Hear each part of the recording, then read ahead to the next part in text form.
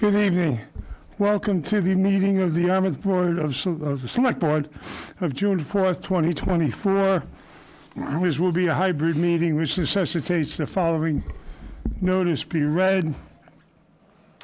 This is to formally advise that as required by General Laws, Chapter 38, Sections 18 through 25, and pursuant to Chapter 20 of the Acts of 2021, an act relative to extending certain COVID-19 measures adopted during the state of emergency signed into law on June 16th, 2021, as extended by Chapter 2 of the Acts of 2023, the Yarmouth Select Board will hold a public meeting on Tuesday, June 4th, 2024, at 5:30 p.m., beginning with executive session, and then opening to the public no sooner than 6 p.m. in the hearing room, Town Hall, 1146, Route 28, South Yarmouth, Mass. The public is welcome to attend either in person or via the alternative public access provided below, and the information below provides the information for anyone to join by computer or by telephone. There's a slight correction in that notice, and that is we will stay public for the swearing in of the newly elected. Notice I didn't say the new selectmen because one of them's already done 4 stints. The newly elected selectmen, Tracy Post and Joyce Flynn. Then what we're going to do is we're going to kick all of you out of here, and we're going to go into executive session for approximately 15 minutes or so to discuss a union matter, and then hopefully around 6 o'clock or close to that, we're going to come back to public. Does everybody understand that? Okay. I'm going to recognize our town clerk for swearing in. Good evening, Mary Maslowski. We are also here to swear in Mr. Martin to the Dennis Yarmouth Regional School Committee. So I would ask if you'd like to start, if you can come forward. We'll do you each individually so your families can come forward. So I'm going to ask you if you stand in front of the chair and raise your right hand so that the camera can see you. Want us all at the same time, Mary? Oh, wait. No, we'll do each of you individually. You're doing with him separately? Oh, he's going to swear into me. Just if you face me, and we'll swear you in so they can see you on camera.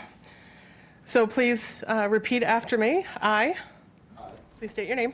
Joseph Martin, Do solemnly swear and affirm do solemnly swear and affirm that I will faithfully and impartially that I will faithfully and impartially discharge and perform discharge and perform all the duties incumbent upon me all the duties incumbent upon me as a member of the Dennis Yarmouth Regional School Committee as a member of the Dennis Yarmouth Regional School Committee for the town of Yarmouth, for the town of Yarmouth, according to the charter, bylaws, rules, and regulations according to the charter, bylaws, rules, and regulations of the town of Yarmouth, of the town of Yarmouth, the Constitution and laws of the Commonwealth of Massachusetts, the Constitution and laws of the Commonwealth of Massachusetts, and the Constitution and laws of the United States of America. and the Constitution and laws of the United States of America. So help me God.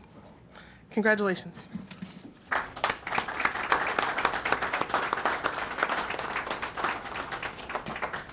Just to sign 2 things for me. Because I'm going to do that when we open. This one for my office, I did that. and then the original is for you. Oops, I gave you the wrong one. Wrong one. I gave you the wrong, oops, because I brought the wrong one downstairs. Yep, it does. So you're all set. If you just sign that one, you're all set. I will note that it was signed.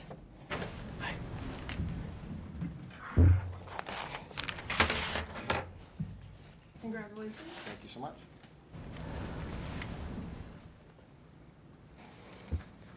Who'd like to go next? Joyce. She is. You've been sworn into a number of things as well, so if you'd raise your right hand to repeat after me. I. Please state your name. Joyce Flynn, Do solemnly swear and affirm do solemnly swear and affirm that I will faithfully and impartially that I will faithfully and impartially discharge and perform discharge and perform all the duties incumbent upon me all the duties incumbent upon me as a member of the Select Board for the town of Yarmouth, as a member of the Select Board for the town of Yarmouth, in accordance with the charter, bylaws, rules, and regulations in accordance with the charter, bylaws, and rules and regulations of the Town of Yarmouth, of the Town of Yarmouth, the Constitution and laws of the Commonwealth of Massachusetts, the Constitution and laws of the Commonwealth of Massachusetts, and the Constitution and laws of the United States of America. and the Constitution and laws of the United States of America. So help me God. So help me God. Congratulations.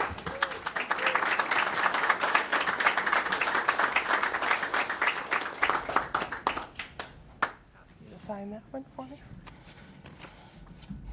And if you would sign this one.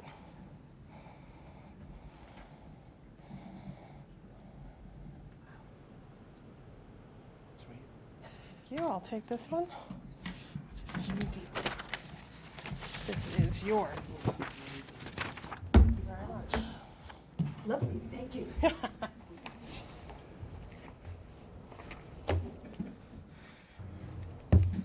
And Tracy, you know the drill. I I, Tracy Ann Post, do solemnly swear and affirm do solemnly swear and affirm that I will faithfully and impartially that I will faithfully and impartially discharge and perform discharge and perform all the duties incumbent upon me all the duties incumbent upon me as a member of the Select Board for the Town of Yarmouth, as a member of the Select Board for the Town of Yarmouth, in accordance with the Charter and bylaws, in accordance with the Charter, bylaws, rules, and regulations of the Town of Yarmouth, of the Town of Yarmouth, the Commonwealth, the Constitution and laws of the Commonwealth of Massachusetts, Constitution and laws of the Commonwealth of Massachusetts, and the Constitution and laws of the United States of America. So help me God. Congratulations.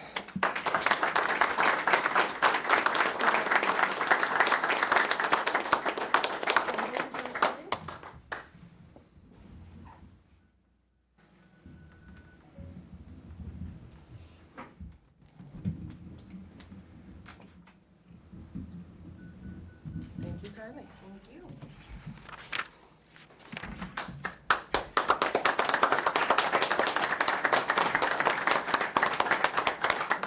Congratulations. We're now duly sworn in. Well, that probably won't be the last time we're swore at. Thank you very much. Thank you. We're going to have to ask everybody to leave now because we're going to go into executive session. Again, it should be very short, 15 minutes or so, and then you can come back. Congratulations yourself. Thank you. Congratulations. Let's go. Go get her. Congratulations. Different people told me they were telling people to vote for them. Okay, all right, good, yeah. It's very true. See ya. Behave yourself. Yeah. No problem. Tough day. Absolutely. I know, isn't it? I have no idea. Come up. So, welcome back. Unfortunately, it goes back to being. Sit over where? Go back in. Why? You want to, Which union are you talking about? SEIU, right, is this evening.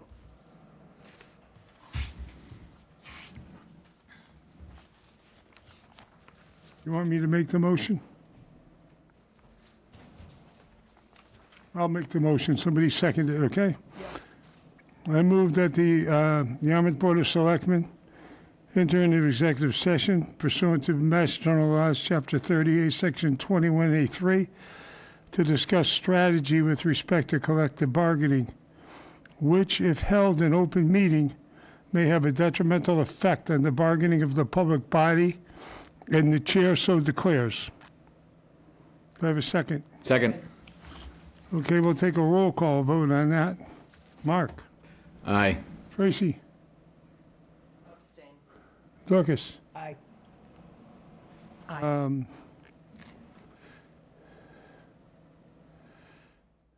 Did you vote aye too? Both of you. Okay, we are in executive session.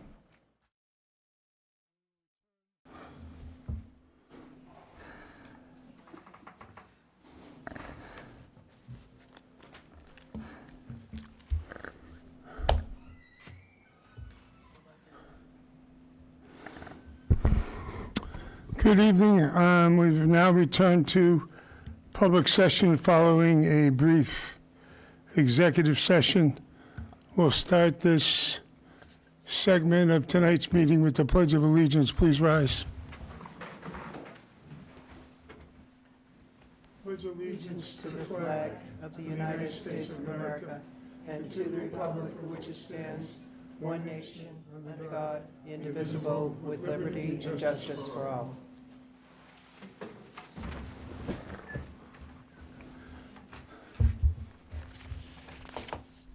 Announcements. Does anybody have any announcements? No?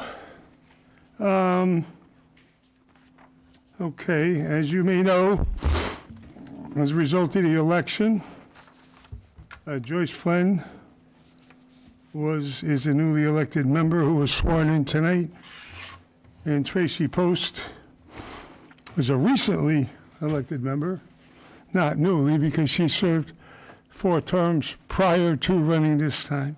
So we congratulate them both and thank them for their willingness to serve the board and the people of the community. Public comments is next. Does anybody want to be recognized? Yes, sir. State your name and where you reside and what you'd like to say. Elvio Rodriguez, 4th Precinct. Last year, on March 29th, 2023, I submitted a letter to the Select Board requesting that well number 11 off Forest Road be shut down immediately due to high levels of both PFAS and nitrate. In that letter, I informed the Select Board that the EPA was planning to lower the maximum contamination level of PFAS from 20 parts per trillion to as close as to 0 as possible. At that time, well 11 was reporting a PFAS level of 11. My letter was both unanswered and ignored. I sent another letter on April of this year to the Select Board, and that letter also was unanswered and ignored. On April 10th, 2024, just recently, the U.S. Environmental Protection Agency, EPA, issued new limits on PFAS in drinking water, drastically reducing it from 20 parts per trillion to 4 parts per trillion, with the goal of 0.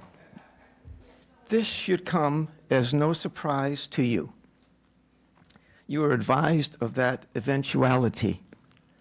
The galling thing is that the Select Board has allowed well 11 to be operational for another full year, knowing the effects of PFAS and nitrogen on human beings. Well 11 has had a toxic mixture of chemicals for years, and you have allowed the residents of Yarmouth to continue drinking that water. As our water commissioners, you are just standing back and taking no action until forced by the federal and state entities or agencies. We need commissioners who will stand up for us. Perhaps a reorganization of the water commissioner responsibilities as a separate committee is in order. The town of Yarmouth has the worst water quality of any town on the Cape Cod. The dangerous levels of nitrate and PFAS in Yarmouth's water supply should not be a surprise to anyone here. It has been well documented in the past and the present. Sadly, it's a never-ending story. Thank you. Thank you. Anyone else? Vita has her hand up on the... Vita? Let's go to Vita. We'll come to you, ma'am. Vita, can you hear me? Yes, I can. Can you hear me now? Very well, thank you. Good. Hi, Tracy. Welcome back. Thanks, I hope that you will be having a productive tenure on this board. And so towards that end, I'm hoping that Mark will rectify his boorish behavior 3 years ago when he usurped your rightful succession to the chairmanship of this body by nominating you tonight for that position. Good luck.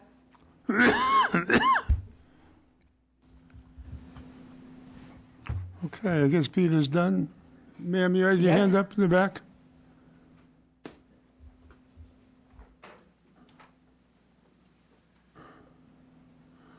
Good evening, Mr. Chairman, members of the new Select Board, and Mr. Rittenhour. My name is Linda Bolliger. I'm the president of Hyannis Park Civic Association, and I'm here tonight to seek your endorsement of a proposal for a regional transportation study that is being floated by the Barnstable Town Council to the Cape Cod Commission. Although there have been numerous transportation studies in the past, none have included air travel in their scope of work. Understandably, the Commission does not have jurisdiction over airports, but they could partner with airport authorities to draft a comprehensive picture of what future needs, challenges, and sustainability for Cape Cod and the islands. Why am I here bringing this up? Because Hyannis Park, which is located in the southwestern corner of Yarmouth, resides in the shadow of Barnstable's transportation hub. Our problems with beach erosion, Route 28 traffic, noise and plane emission pollution, along with PFAS contamination, all emanate from Barnstable. Barnstable's leadership has been graciously listening to our plight and pursuing some solutions. Hyannis Park Civic Association started by partnering with Greater Hyannis Civic Association to address PFAS. We are two communities linked by our geography. But it became obvious it didn't end with PFAS. Beach erosion along Lewis Bay by ferries, the expansion of Cape Cod Gateway Airport, road traffic and congestion, all would be in the scope of work of the proposed regional transportation study. Let's not use sustainability as a buzzword. We can make it a reality. I ask that you open discussions with the town of Barnstable and consider endorsing their efforts for a regional transportation study. Thank you. Thank you. Yes, sir.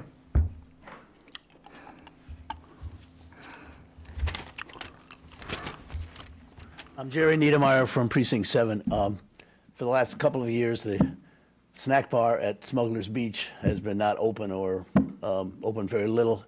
And even though the sign out front says the snack bar is open 10 to 5, and other people have mentioned to me that it would be nice if it would be able to be open. I don't know what the status is this summer, but I would recommend to the board, if possible, to try to keep the snack bar open all summer. I think it's an asset to the people who use our beaches, and it's helpful to families with kids and so forth. So it'd be my recommendation to the board, see if they can open that if it's not already been opened. Thank you very much.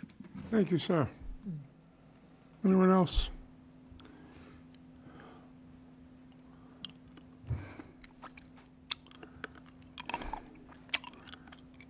Kurt Sears. How are you? Good evening. I'm not trying to throw anybody under the bus here, but there are things that bug me or maybe just have concerns about. One is the wastewater traffic. I talked to Paul about it. I think there needs to be a more proactive approach to letting people know what's going on. Some of the locals have gotten wise and they drive around the roadblock because they know they can get to wherever they're going between the roadblock and the business they want to visit. But the tourists will be out of their mind trying to figure this out all summer. So one of the ideas, and just an idea, maybe it won't work, but do something like a ladder sign or something that says South Yarmouth, whatever they call the plaza today, go this way or go that way or whatever the business may be. So it's a little more proactive. And the only thing that's out there is a couple of signs that RBO put out that say local business open. But it doesn't help people. And I've talked to people who have had concerns about trying to get to Walgreens just to get their prescriptions. And I have to tell them, just drive around the roadblock and go there. That's all you can do. Because they don't know that they can do that from certain directions. So that's just one example. There's a lot of businesses that are being hurt by the fact that people can't get to them. I was sitting in a business one day and, excuse me, a customer came in and said, hey, do you know the road's closed? That's the only way they knew that part of 28 was being closed in front of their business. So, and again, I don't have all the answers. I just think something a little more proactive needs to be tried to see if we can get to people. I notice there's a stormwater meeting coming up, and one of the things that bugs me is Bayview Beach parking lot is broken away at the bottom, so the water from the road just runs off and right into Lewis Bay. And when people pull up to the guardrail, which 100 people do a day, I guess, you can drive right off the edge of the pavement. Somebody's probably going to get stuck in there trying to get backed out of there. The signs in Yarmouthport at the playground list a direction which way you should park. It's all parallel. I know we had big safety issues back years ago. They're all illegible. You can't read any of them. The fence on Forest Road by the bike path, just north of Long Pond Drive, is all falling apart. And I've asked somebody about it. They said, yeah, we're not going to do anything about it. So, there's a drop off of that land behind that fence. So to me, a better solution would be to, if not fix the fence, put a guardrail up there. So, to keep, because I don't know how people they can't find their brake pedal. They get in an accident, they just keep on driving, The material yard across the street, I can't believe there was not an undisturbed area that could have been used for that as opposed to that little bit of wild area that we have left here. I think that could have, it's too late now, but it certainly could have been located somewhere else. And I would hope that with the dispatch center, that our existing dispatches get supported in the new center. Thank you, Kurt. Anyone else? Okay, anybody on the screen? No?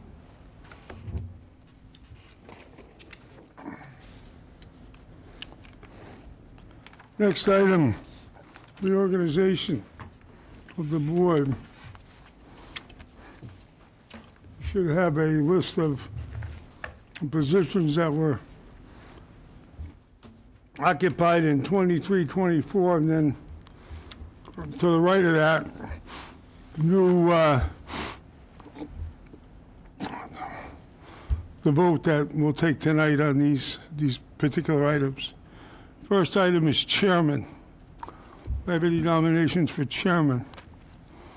Can I just ask a question in terms of past policies? Because I know we've done some different things. I don't know what the policy has been. Has there been a rotation or? There hasn't been since you left, no. Okay.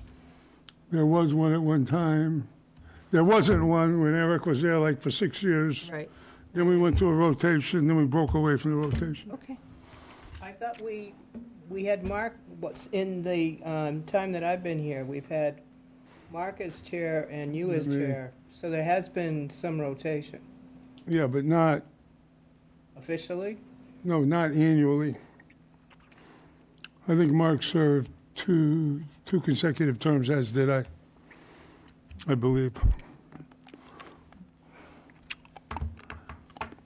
So what is the desire of the board? Is to continue to rotate or to, I'm new wants to here, do. so I'm just trying, it would be Dorcas's turn, so to speak, if she felt ready. I would be so kind to nominate Dorcas for chair, unless, obviously, I'm open to whatever the board chooses to do, but. So you're nominating Dorcas? We have a second? Second? Joyce is a second. Okay. All those in favor? Do we ask about other candidates, or, Excuse me? do we ask think if you there are might- other I don't know how nominations? you do that, actually. I guess you could. You could, yeah, I guess you could. It's up to you how you want to do it. Do you want to nominate somebody else? I just thought we should give everybody a breath too, because somebody might want to self-nominate or nominate someone else. I'm the newbie, so I need to take this a No, little it's slow. it's a fair question. It's a fair question. Yeah, I think typically the process in the past has been to open the floor for a nomination. Open, Open for Okay. the chairmanship, and then do you have any other nominations? I'll nominate Mike Stone as the chair. Okay. Second? And then, Who's the second, Joyce? Okay. So how do we do this vote? We have one nomination for Dorcas. Would Dorcas get a second? Yes. Yes. I sit here in second down on the end. Oh, okay. seconded both. So how do we do the vote? So the question is, are there any more nominations? And then you want to, if there aren't any, then you close the nomination. Yeah, take as many nominations as people want to make. Right. So then I would move to close the nominations if there aren't any others. Second? Does anybody have any other nominations? And then. And then, in that case, if we're closing the nominations, I would concede to Mike Stone as chair. You would? Okay. Then we I removed my motion. support that motion. Well, she's I removed, I support conceding to. so to you, Joyce Mike. would have to remove her second to my motion. You have to remove your second on my nomination. All right, it's removed. Thank you very much. All right.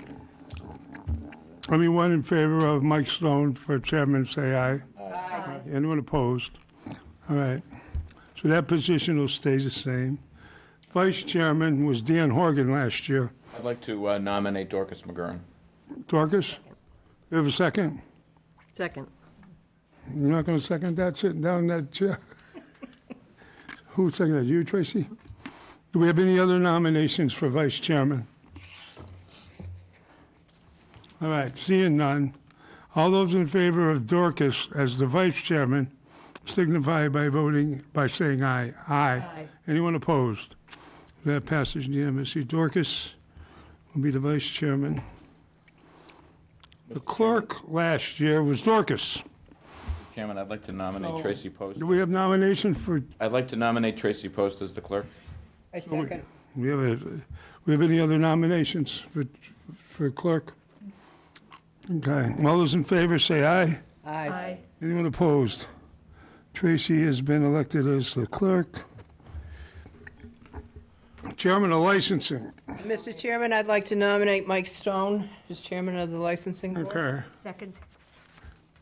so we have the in-house resident lawyer as chairman of licensing. Any other nominations? All those in favor say aye. Aye. Anyone opposed? So I will continue on as the licensing. Now, we have the appointments chairman. Dorcas was the appointments chairman last year. Mr. Chairman, I would like to appoint Joyce Flynn as the appointments Okay, chair. It's a do great it. way to learn. Oh, I second with enthusiasm. I'll second that nomination. So, are there any other nominations for appointments chair? Seeing none, all those in favor say aye. Aye. Anyone opposed? So that passes. So Joyce is going to be the appointments chair. The ambulance waiver administrator was Dan Horgan. I've done that in the past. It's not a big deal, really. It's just signing off on people who can't afford to pay the uninsured portion I'll nominate Dorcas for that. of the ambulance. Is any nominations? Nominate Dorcas. Dorcas, do we have a second? Second? Okay, we have a nomination. Dorcas, anyone, any other nominations? Okay, seeing none, all those in favor say aye. Aye. Anyone opposed? So Dorcas will be the ambulance waiver administrator. Now, the rep to the DY liaison primary was Peter Q. Smith. I would like to nominate Tracy if she would accept that. I know it's a lot of work, but there was a feeling on the board that we didn't have the representation that we should have had, and I heard from a number of people that, gee, there was nobody at the school committee meetings, there's nobody really highly engaged in that capacity. Tracy did a really good job when she was on the board previously in that capacity, so I'm going to nominate Tracy. I'd second that. Any other nominations? Okay, all those in favor say aye. Aye. Anyone opposed? So Tracy has been elected as the DA liaison. DUI contract negotiation team, Peter Q. Smith. I'm going to nominate Tracy for that position as well. We used to, I'm not sure if it's a contract year, but the other problem is they often don't negotiate at night. So, They don't? no, I think that they do it negotiate during during the the day. daytime? And Okay. I'd nominate Joyce for that. I believe in treating employees really well, just so you're on notice. Hold on a second. Take that back, I'll do it. I'll take your nomination, Mike. Okay. Second. I believe in treating them well, but not that well, Joyce. So who's getting nominated here? Tracy, Tracy, for the DUI contract negotiation team? Okay, all those in favor? Aye. Anyone opposed? So Tracy's going to do that one. Scholarship Committee was Dan Horgan. Alternate, actually. Who's the, why do we just have an alternate there? I would scratch the alternate. Huh?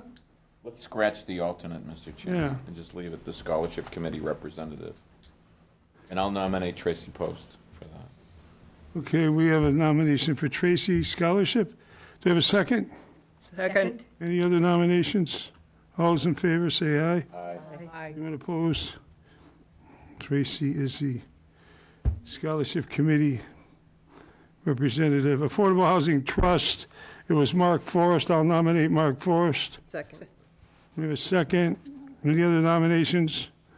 All those in favor say aye. Aye. Anyone opposed? So that's Mark again. Alternate airport rep now, Say alternate again.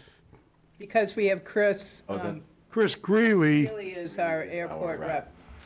correct. So this is a backup. The alternate was Dan Does an Horgan. excellent job as rep. She, Oh, and she she does. keeps the board informed. No, she does. She does a fabulous job. I'd like to nominate Dorcas McGurn for that You nominate Dorcas? as the backup. Any, do I have a second on that? Second. Second. Any other nominations? All those in favor? Aye. Aye. Anyone opposed? So that's Dorcas. Mattakese Middle School Bill Committee's a hold. Clean Water Trust Managing Board Rep is Mark. I nominate Mark to continue. Second. Any other nominations? Okay, all those in favor say aye. Aye. Anyone opposed? So Mark. Public Access Media Center was Dorcas. I nominate Joyce Flynn. Okay, I'll second that nomination. Any other nominations? All those in favor say aye. Aye. Anyone opposed? So that's Joyce. And then Bob Lawton as Regional Transit Authority. Second. We have a nominee. Who nominated him? Me. Mark, with second by Dorcas. All those in favor? Aye. Aye. So Bob Lawton. Okay, the MPODY section rep was Peter Q. Smith.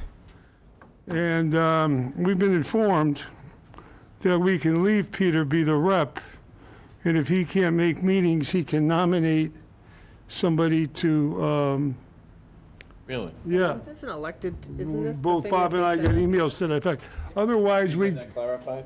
Yes. I thought you had to be serving on the board. No. That's been cleared up? no, I'll forward the emails over to you. It has been cleared up. If he resigns, then it goes to election again, and Dennis could possibly take that seat. So this is the one that we used to rotate with Dennis, and it's by election. It's our turn now. What we would do is we Correct. would alternate. There's a term of 2 years. 2 years. Right, 3 years? 3 years. It's a 3-year term. 3 years. So we would go through the process of alternating that. all right, between the towns. Dennis, Yarmouth, and back and forth. So it's our turn, and Peter has served for a year, I believe. Yes. And so is he willing to serve? Well, before the election, late in the, he said that because he said to me, don't forget, even though I'm not running for selectman, I still have this other position, so he did indicate that he was willing to continue. Can we indicate a preference for an alternate if he's unable to attend a meeting? Is that On allowed? the emails I read, I think he has to designate the alternate. Yeah, but you certainly could indicate a preference if you'd like to tell him you think. To so-and-so him, would- to yeah, Peter, to yeah. Peter. Yeah, I think we should identify someone on the board who's willing. This is a very important position, and it means a lot in terms of funding, particularly for Yarmouth Road projects, other improvements for the town. So I think it's important to have a strong voice on there. So Can I just ask a question? If it doesn't need to be a select person, could we nominate Jeff? Jeff, Jeff's already going to be, he's already on he's there? on the Joint Transportation Committee. I believe we're going to nominate him or get him to put on that. I think it has to be a I selectman. thought so too. no, it has to be, it doesn't have to be a selectman. It can be a selectman, but it can also be, they gave an example in the email as a selectman, or they said like a former DPW director or somebody like that, yeah. So no, it's not limited to a selectman. You just have to be a sitting selectman to be elected at the time he's elected, but then he still stays for the whole term. Okay. That's the clarifying. Yes, Okay, so, I'm going to flip you those emails. okay. So we can decide to continue. If we don't vote, he's already in that position Correct. currently, correct? So it's not like we have to take a vote on who our representative is, correct? Correct. So so he's there, so. Continues for like 2 more years. So for the purpose of the record, Mr. Chairman, he is our representative. He's been appointed, and even though he has stepped down from the board, he is not disqualified. He can continue to serve That's- and has expressed the desire to continue to serve. Is Mike? that all correct? That's correct. My concern, though, is how are we filtering the information from this board and what our priorities are to him prior to that vote? That's why I think it's important for somebody, no disrespect to Peter, but there's got to be a way, unless Jeff's there, that talks about, we used to have a priority list. I don't know if we still do. There is a priority list, there's a transportation improvement So we plan. need somebody to execute that on our behalf. That plan is generally well vetted through the Transportation Committee that Jeff is on. I'm also on the MPO representing Barnstable County, but I'm obviously a little bit biased in favor of Yarmouth, of course. And I'll just, full disclosure right there, I'm always going to bat for Yarmouth projects. No, because I think we have a number of important ones, and I haven't been shy about that. So if you're concerned about is information flow, the information flow is generally well established. So I think that's a legitimate point. It's a very legitimate concern. But I think we've got that covered between myself and Jeff. And also those documents do circulate among town officials here in Town Hall. Bob will see the documents. And so we're pretty well versed on the overall transportation improvement plan, the projects that are being nominated. The real challenge is in the staff discussions, which is why it's important to have multiple eyes. And I can just say from my own experience, there are multiple eyes on this plan, because periodically in the past we've been bumped, in terms of delays on this, and a number of us. Also, you should be aware, Bob Lawton is on the MPO representing the Yarmouth RTA, not the Yarmouth RTA, the Cape Cod Regional Transit Authority. So there are multiple eyes looking at this for both regional benefits and regional initiatives, but also keeping an eye on Yarmouth projects as well. So, and I think Bob does together, I think we've done a pretty good job on staying on top of things. I don't have I think it's important to be clear on the technicalities of Peter continuing to serve, and if he's willing to do that. And that's great if he can, and is willing to do that. So I'm very comfortable supporting that. Jeff, do you want to say something on this? Hey, Mr. Chair, I just want to correct or clarify something just to bring to your attention. I believe later tonight you'll be acting on the Cape Cod Joint Transportation Committee representative, and we've actually requested that Amanda Lima, our town engineer, be the town's representative because she's looking to become chair of that body. They were looking for some leadership, and she's willing to do that, but you have to be officially appointed by the board. So not to throw a monkey wrench into the situation, but that is, I believe, what you're going to hear later tonight during that committee appointments piece is that Amanda Lima is looking to be on the, your representative on the. Are you being nominated as the alternate? Yeah. No? Correct. Okay. So now, for the purposes of discussing the transportation improvement plan, it's that body that typically will make the full recommendation to the MPO. So if Amanda, if we appoint her, so we'll have her as the chair, I think Yarmouth will have all the bases covered for this particular assignment, Mr. Chair. Thank you, Jeff. So should we not vote on Peter? Should we let it just stand? Let it stand. No, we just leave Peter stand. Cape Cod Commission Rep, Dennis Prevenson. Does anybody know if he wants to continue on? Mr. Chairman, I think it would be helpful, we've talked before about having a county day. I think we need to periodically have a report.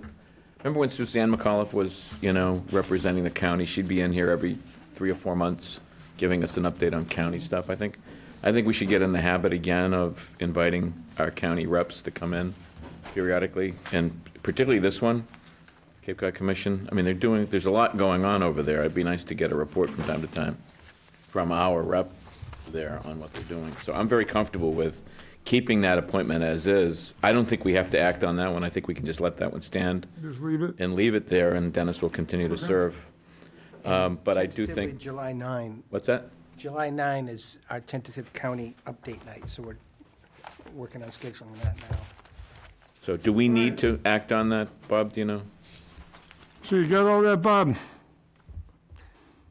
I don't know when his term's up. I would have to check that. Yeah, I would recommend that we just double check We that. can always come back to it. Yep. Okay, we have a licensing matter.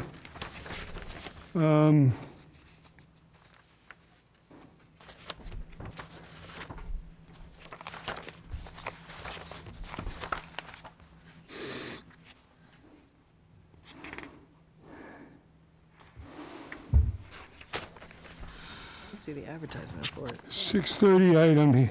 Special entertainment license and requests for board to waive fees. Meet a Mermaid in Yarmouth Day. advertisement right there? No, this is for C&D fees. I'm talking about, This type of application doesn't go in the newspaper. It's So it's the not- application for a special license, but it's not a public hearing. So Yarmouth Chamber, come on up.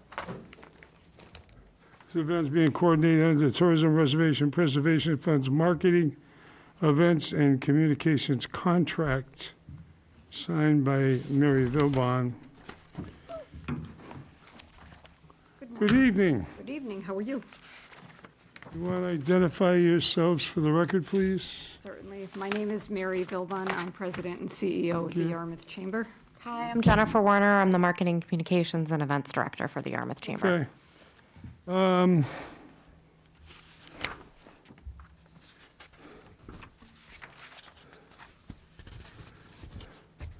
We have a public notice that went out on this. you said it wasn't a advertised public No, hearing. for this type, it's not a public advertisement, it's just the application. Okay, so we didn't have to have an ad on it? Okay. So Mary, do you want to tell us a little bit about what it is that you're seeking here? So under the marketing contract on behalf of the Tourism Revenue Preservation Fund, we are proposing that on June 29th, we are going to do Meet a Mermaid Day for families at Parkers River Beach from 5 p.m. to 7 p.m., and it's in partnership with Yarmouth Recreation and Yarmouth Libraries. So we're going to have children's games.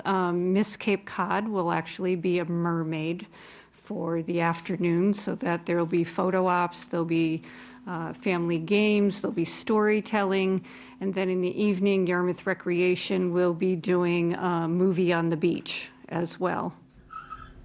And we do have a rain date of June 30th. Yeah, your rain date is the next day, Sunday the 30th. Yes, that's correct. Same hours.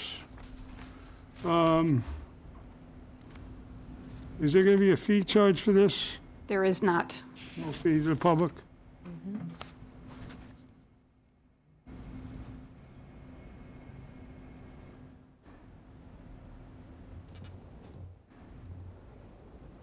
Tell us about the movie at sundown. Is that going to be at Parkers River Beach?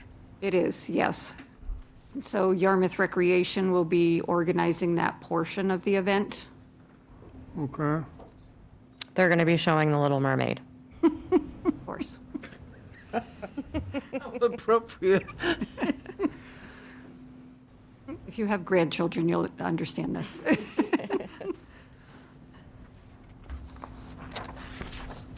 And you're not seeking anything other than entertainment, correct?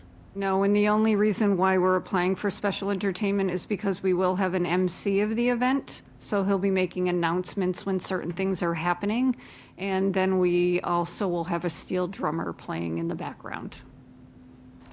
Okay. A what playing in the background? A steel drummer? Steel drummer. Very good. Reggae. Yeah. You know the song, right? No, I do. I do. So we don't have to have public. I make a motion, we approve the application as presented. Second. All right, we have a motion to approve with a second. All those in favor say aye. Aye. Anyone opposed? So that passes unanimously, but we still got the fee waiver issue that, Are we keeping track of the Quirk Amendment still? we haven't since you left, but we What have you guys probably been doing? we probably should start. I make a motion, we waive the fee. We have a second? Okay, we have a motion, and a second to waive the fee, to both the licensing fee and filing fee, right? So, 155, 165. All those in favor say aye. Aye. Anyone opposed? So that passes unanimously, and so does the fee waiver. Thank Good you. luck. you. Thank you very much. Welcome you to attend. Okay. The Quirk Amendment, I'm glad you brought that back. We used to keep track right there. Have a first hearing on a construction and demolition fee increase. And we do have a public notice on that, right? Excessive, how much? Town of Yarmouth construction and demolition fee increase hearing. I'll read the notice into the record. Notice is given that 2 public hearings will be held at the Yarmouth Select Board meeting starting at 6 o'clock at Yarmouth Town Hall in the hearing room, 1146 Route 28, South Yarmouth, Mass. On June 4th, 2024, June 25th, 2024, concerning proposed fee increases for construction and demolition. Written comments will be accepted by the Select Board via email at selectmen@yarmouth.ma.us until 4:30 Friday, May 29th, 2024. Verbal comments will be accepted at the public hearing starting at 6 p.m. Persons interested in these changes are encouraged to attend. Proposed day of change would be July 1st, 2024. Fee categories are construction and demolition. The current fee is $165 a ton. The proposed fee would be $205 per ton. The next category is construction and demolition mixed. That's $190 a ton currently. It would be increased to $230 a ton. And I think that's pretty much the increases, correct? Okay, do you want to enlighten us as to why you feel these fee increases are necessary and what they would be utilized for.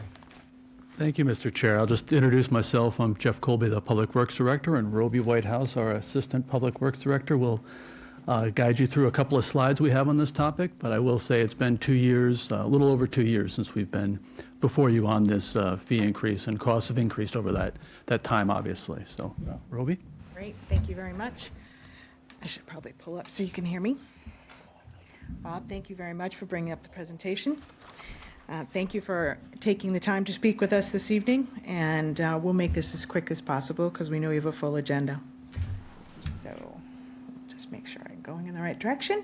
So we did a comparison of our neighbors and our other businesses. As you can see, their rates currently are Barnstable 235, Bourne 190, Chatham 190, Dennis 225, Harwich 205, Orleans 225, and S&J, which is a private entity, not a community, at 190. That averaged out to 208. Yarmouth, as you can see, is the lowest for construction and demolition rates for vendors at 165. And as Jeff mentioned, it's been a couple of years since we've asked for an increase, and we did that comparison as well for the mixed rates. Not a lot of towns offer a second price for mixed rates, but as you can see, they're substantially higher, and it really is important that we ask people who use our facility to separate so that we don't have to charge that extra rate. Can I just ask a question, because our packet has S&J at 215. I just want to see which one is... No, it's 190, sorry about that. No, that's okay, thank you. On the next page, too, there's two charts. Yeah, it's actually interesting. They have several rates, and I might have picked up the wrong rate. They actually have several rates for C&D. They have 190 per ton for demolition and difficult to manage 215, extremely difficult to manage 250. So they have several rates for C&D at S&J. So my apologies if I picked up an incorrect rate there. Their lowest rate is 190. So I think all I was trying to point out is that Yarmouth is substantially lower than everyone else.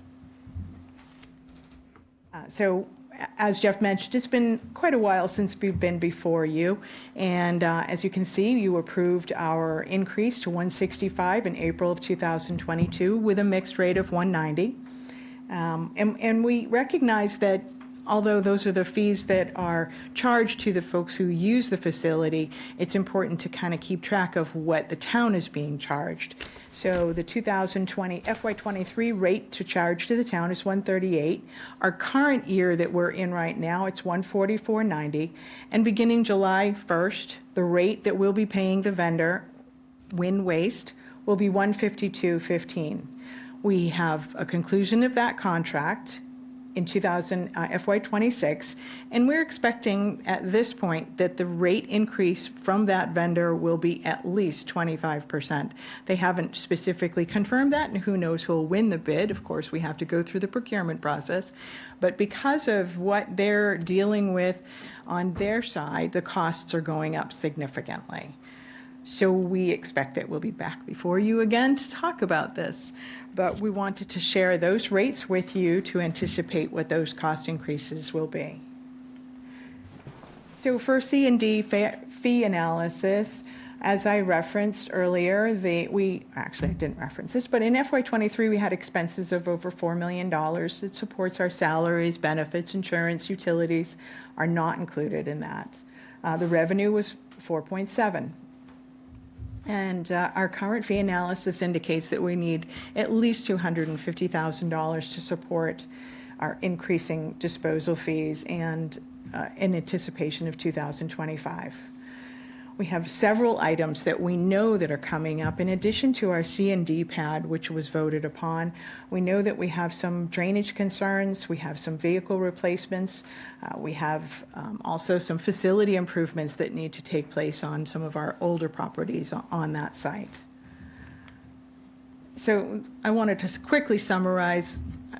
I said a lot of these same things already, but I just wanted to hone in on it. Currently, our rate is $165. Again, we're paying $152.15 to the vendor. The new county contract will begin in July of 2025, and we anticipated it will be substantially higher. If we find that the July contract is not performed by the county in a sufficient amount of time, or if they can't get to it, we'll do it in the town of Yarmouth so that we can make sure to get back before you so that we can do another fee increase if necessary. The proposed rate would be $205, as I referenced, and hopefully you'll allow us to begin charging that rate on July 1st. Additional C&D revenue is expected to be in the range of $700,000 for FY25, and again, we're adding $25 to that rate for the mixed C&D. Repeating it one more time, and I apologize for so much redundancy, but it's hitting that number really hard, is that 165 is our current rate, and we're looking to go to 205. We're looking for a competitive rate in comparison to other communities, and hopefully this rate will do that. It'll allow us to be in good place with that delta between what we're being charged and what we're paying. And again, we're expecting a high increase, and all of these things I've really hit on very hard. And we hope to return in the future to talk about rules and regulations. I wanted to mention that also. We've been working with our treasurer's office. We'll be working with our Board of Health, and we'd like to come back in the future to talk about our rules and regulations and get a better handle on how stickers are sold for the disposal area, and make sure that we're really educating our residents and those who purchase stickers to make sure that we're doing a good job of that. And the rules and regulations really speak to that. Mr. Chairman, may I ask a question? You may. When you say substantially higher, do you have any estimate as to what that substantial will be? I have spoken to the vendor at Win Waste and their representatives on numerous occasions, asking them exactly that question. They have promised to come back to me on several of occasions before I came to this meeting, and they couldn't tell me. Their only comment was, expect at least 25%. Ooh. Okay, thank you. Mr. Chairman, I also have a question. Sure. I wondered if any of this would help to buy an additional trailer. As I was campaigning on Saturdays, I noticed that many days the truck traffic going in was disappointed because the trailer for, I guess it would be something like construction debris, but big things in civilian terms, closed at 1. And it seemed to me that maybe that was a question of if we invested in another trailer, would any of these fee increases help push that forward? The lack of trailers, the trailers are actually provided by Win Waste. They have personnel who come and pick up those trailers and take them back to their facilities for sorting. They have a transfer station where they do sorting. They have drivers who come down and pick up those trailers and take them back to that facility. And it could have been a matter of not having any drivers to come down and pick up those trailers, or it could have been a matter of the trailers just not being able to replace, particularly if it was on a weekend day. They do not have drivers who can come down after 1 o'clock in the afternoon to come down to pick up those trailers. Great question. They're not owned by the town. Okay. Not all things can be solved with money. True enough. Anyone else, Mark? Yeah, Mr. Chairman, correct, I recall, didn't we at one time have some self-imposed limitations on our fee increases over the years? I'm just trying to think back. Yeah, I was talking to Tracy about this, and the question she had raised, I believe that at one time we maybe capped increases at a certain amount. Do you recall when that was? Huh? It might have been golf. Yeah, I don't think it relates to There- sanitation. I think it is golf, and we have in the past had approval from this board to go up in a stepped increment, like if we anticipated needing $40 a ton additional, but that might be 2 years out. Gotten approval to do a step up to $40 a ton. But I can say, based upon our calculations now, we need $40 a ton starting July 1st, not a stepped approach. But we have done the stepped approach previously, I think the last 2 requests. Yeah, I think one of the benefit, I think to some degree what we're trying to do is sort of sustain some predictability. And I think by announcing ahead of time that we can expect fairly significant increases in the future, I think is sort of one step in that direction. Because I think we're all getting feedback that solid waste disposal costs are definitely headed in a very expensive direction. Where does our construction, where does this debris go ultimately? Where does it end up? Wind Waste handles that, and they usually send to 2 different locations. They have spoken of Ohio, and they've also spoken of another state that I'm not positive of, but it could be Georgia. Yeah, I raise this only because these are the factors that are involved in the ultimate disposal. It's becoming more difficult to find receiving facilities for this kind of waste, and oftentimes the charges are related just to the excessive distances that this waste must go. We're going to run into the same problem when we deal with wastewater and creating sludge and then figuring out how we're going to deal with that. That's becoming increasingly challenging. Both, we talked earlier, PFAS earlier tonight.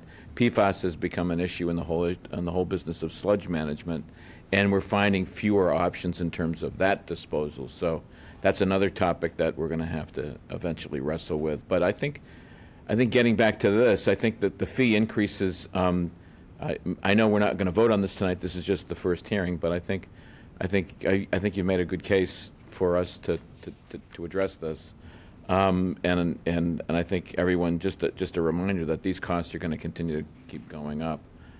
It's almost like it's out of our hands because these costs are just. The one piece that I failed to mention was this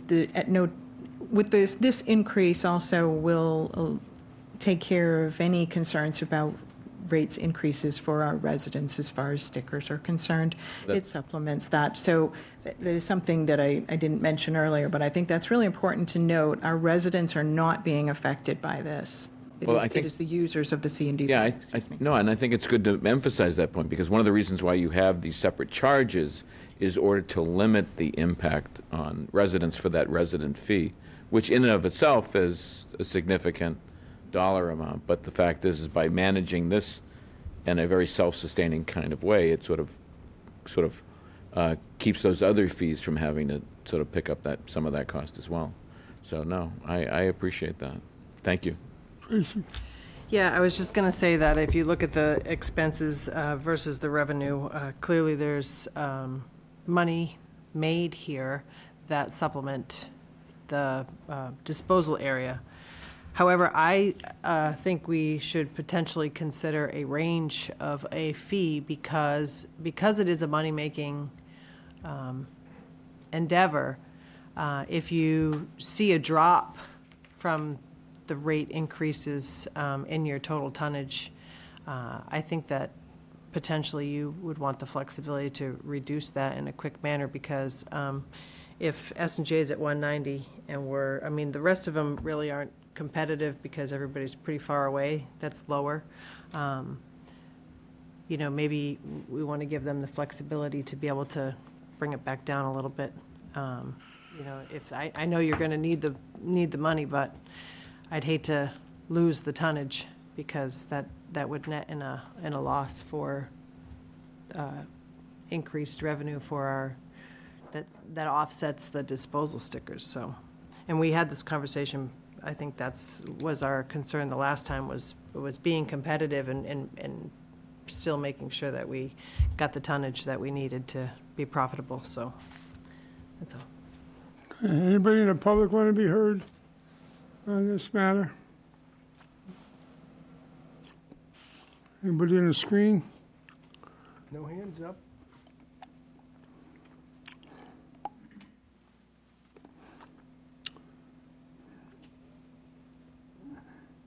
Any board member have anything else they want to say?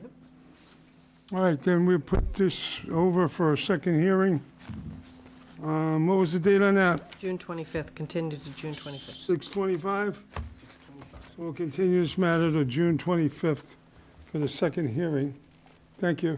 Thank you very Thank much. you. Water quality update, 7 o'clock item. Don't go anywhere, Jeff. Where's Lori? There she comes.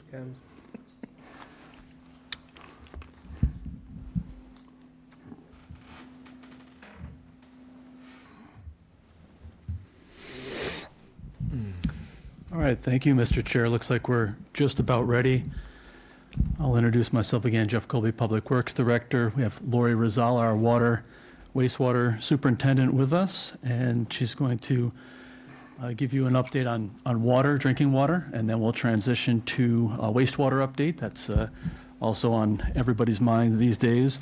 What I will say about the water quality, you'll have some good information put before you, and I believe you're going to hear about the... Tell me we don't have a drought yet. We don't have a drought. The water levels are very healthy. That's the good news. We have some challenging news in here, but the good news is we don't have a drought. But I think that's one of the first slides that she'll cover. But I do want to say that, in my professional opinion, Yarmouth has the best water quality on Cape Cod, and that's primarily due to not needing to chlorinate. Most systems do, and you'll hear from many communities that they've got pool tasting water. That's a pretty common thing in other communities. That's not the case in Yarmouth. And we have not had to treat for iron and manganese. That's been a real struggle in some other communities with contaminants, and that's not a challenge we've currently had to deal with in Yarmouth, but that is potentially in our future, depending on where things go. So, but currently, very strong water quality, and Lori will walk us through that.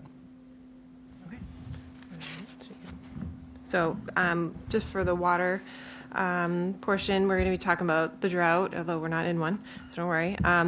Service line inventory, some of our construction projects, and then talk about PFAS and water quality. And then we'll get into wastewater. Jeff can handle the wastewater today. Okay. So as for the drought, we are not in a drought at all right now, so that's good news. The only reason I'm really bringing it up right now is that if we do head towards a drought, we're going to have different rules for conservation measures this year because we have a renewed Water Management Act registration through Mass DEP that has forced us to follow certain conservation measures that are different than the ones that we just put in place a couple years ago. When we made that, we thought we were in line with what DEP had been recommending, but they since have made them a little bit more stringent. So this is our current water conservation plan. So the new one will change from, on the level 1 drought, right now we have 2 days per week. It's going to go down to 1 day per week and put more restrictions on flower beds and ornamentals. And then the other one, as we go into a more significant drought, you're going to not be able to water your lawn at all, not even by hand. And then the ornamentals go out in a critical drought as well.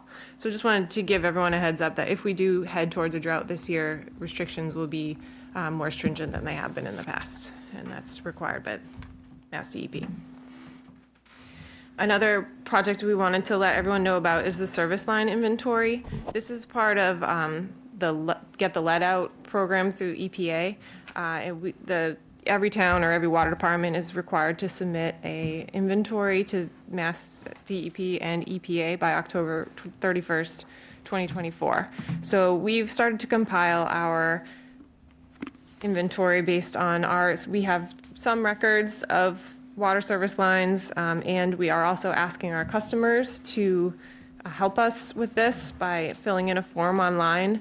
I just want to also just make note that to date, we have not found any lead service lines in Yarmouth. We actually have records from when the water department was established in 1933, that year they bought copper for service lines.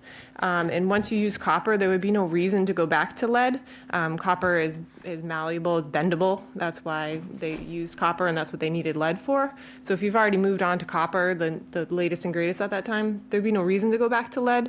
But the DEP that's not good enough. So we have asked customers to look at their service lines and fill in this form, which is the tiny URL listed there, to let us know what their material is. So everyone is getting in their mail, in their bill, a stuffer that gives you instructions on how to do it, how to fill in the form online. If you have problems, it has my email on it. A lot of people just email me the information rather than fill it in. So so far it's been in the South Yarmouth bills. It will be in the West Yarmouth bills that they're receiving right now, and then Yarmouth Port will receive them the beginning of July. But if anyone maybe doesn't receive their water bill because they're a tenant or something, they can go on and fill in this form as well. So I just want to encourage everyone, if they live in Yarmouth, to please fill in what your water service line is made out of for us. The more information we have, the better off we'll be going into this submittal in October. Basically, if we don't have information on a service, we have to find out. So we're going to have to get into the houses and find out if you don't tell us. So it's better if we can do it this way and not have to interact that much with every single customer. And there's more information about the whole plan on the town website, and the link is listed there. So I just wanted to get into some of the construction that's going on. Wells 4 and 5, which were the first 2 wells to be treated for PFAS. That treatment plant is done. We have received approval in May to run it, and we are just working out some of the final kinks. We've had a few setbacks along the way, which is pretty common with any startup, but we're ready to pump it into the system this week. We have one last, our SCADA guy is coming tomorrow to just work out a last few kinks, and we should be running that into the system this week. Well number 9, which we had been offline for many years, is back online. It went on in November of 2023, and it's still running. So we have recovered quite a bit of capacity in the last 6 months. I also just wanted to say a word of thanks to Luke White, the assistant water superintendent, who has really been the one to get the Wells 4 and 5 treatment plant running. So I want to give him some credit there. As far as our phase 3 improvements, which again is our chemical feed buildings, replacing the roofs, the trim, heaters, painting the floors, and then improvements to 1 Main, which is the old water department on Union Street. That work is almost complete. We're down to just painting. And as long as the weather holds out to finish painting the outside of 1 Main, it should be done on time, which is a completion date of June 30th. So these are just some of the pictures of where we're at. The pictures on the right are all 1 Main, the old water department, which was it's stucco, which is unusual, and a lot of the stucco is falling apart. So that's been repaired. It actually just today got painted white, so it looks a lot nicer. And it'll continue to just be much better looking in the future than it is right now. So that's moving on to water quality. As was mentioned earlier, there is new EPA regulations for PFAS coming out. It's been written into law, but they don't actually go into effect until 2029. Currently, Massachusetts regulates PFAS. Not all states do. Massachusetts regulates based on a combination of 6 PFAS chemicals, and the limit is 20 parts per trillion. So on this chart, the chemicals that have a star are part of that 6, and then there's 2 more listed at the bottom. So EPA has made different regulations. Their maximum contaminant levels are individual for PFOA, PFOS, PFNA, PFHXS, and the Gen X chemicals. And then they do have this mixture at the bottom that is kind of similar to the Massachusetts PFAS 6, but it's a hazard index, so it's a formula to come up with your compliance with that. So that's what we'll be looking at for 2029. There is, let me actually go on to the next one. So we've been planning for this. We have known this was upcoming. Right now, just as a reminder, well 10 is offline because of PFAS, and wells 4 and 5 have been, and they're coming back online. We also have had levels above non-detect, but less than 20 at well 11, which is right near well 10 off Forest Road. It's actually access through that neighborhood, not Forest Road, but and then wells 18 and 19, when we initially did testing, had higher levels, and the levels have actually since come down. So they're actually less of a concern. So our consultant Kleinfelder has done an extensive evaluation of our different options for treatment or just future PFAS planning in general. So we've looked at both seasonal and year-round treatment facilities for wells 10 and 11, which would be a combined treatment, 18 and 19, which are already a combined location, a centralized facility on Higgins Quoll Road that could include, we have half our wells are on Higgins Quoll Road, it could potentially include any or all of those, and then potential additional treatment at well 9 or to find a totally new source of water.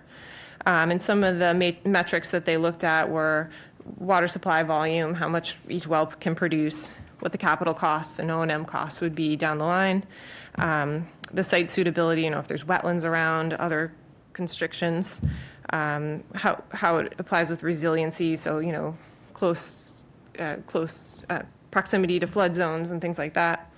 And then, could we get it permitted and the environmental impacts, and finally timeline. So after going through this large matrix, basically our best option is the seasonal treatment of wells 10 and 11.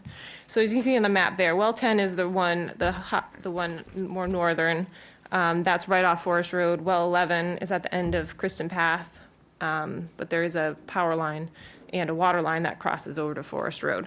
So we'd have to run a water line from well 11 up to well 10 to treat them both at that location.